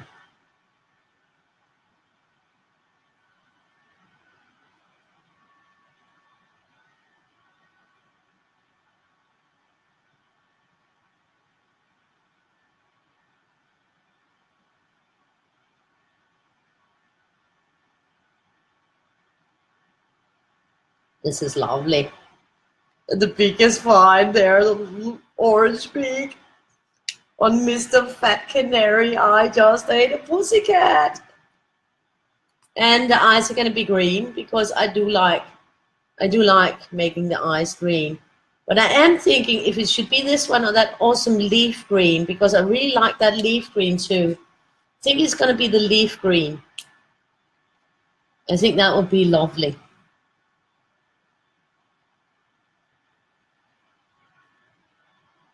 Yeah, that's a perfect. I was thinking about red, but it might make it a little bit too harsh. Most of the ones where I have eyes on, the eyes are black anyways. Not on this one, because I thought you could sort of determine if you wanted it to be eyes or not. But most of the ones I have where I've sort of made that decision up for you. So this is it. And then we're going to have a look at the one for tomorrow. This one is for tomorrow. I actually also have the one that I'll be putting up for 23rd. You see, this one is for 23rd. That's going to be, I didn't start the fire, but it is on fire. So that's for the 23rd. That's the one I'll be putting up now. And this one is for tomorrow, that we'll be having fun with tomorrow. So that is already on the pay hip, and you can go get it there, grab it, and be ready for another session of fun. And we made it. It's 3:40 in 10 seconds. So I didn't get cut off, and we got a great result. Let's just have a look at him from the other side. Yeah, that's pretty cool. I think it's very cool and lovely colors. So yeah, thank you all for tonight. Thank you for being with me. Hi, Mary, nice to see you. Yeah, and we got through the Faber-Castells. Oh, hoo, you'll have to tell me about them. They sound really great too. Oh, light purple eyes. That sounds great too. Yeah, it sounds like a good thing, Candice. I don't know. Um, you already got it printed. That's great. And the 23rd is going to be awesome. Looking forward to seeing all of you tomorrow. So good night and sleep well and bye-bye. Bye-bye.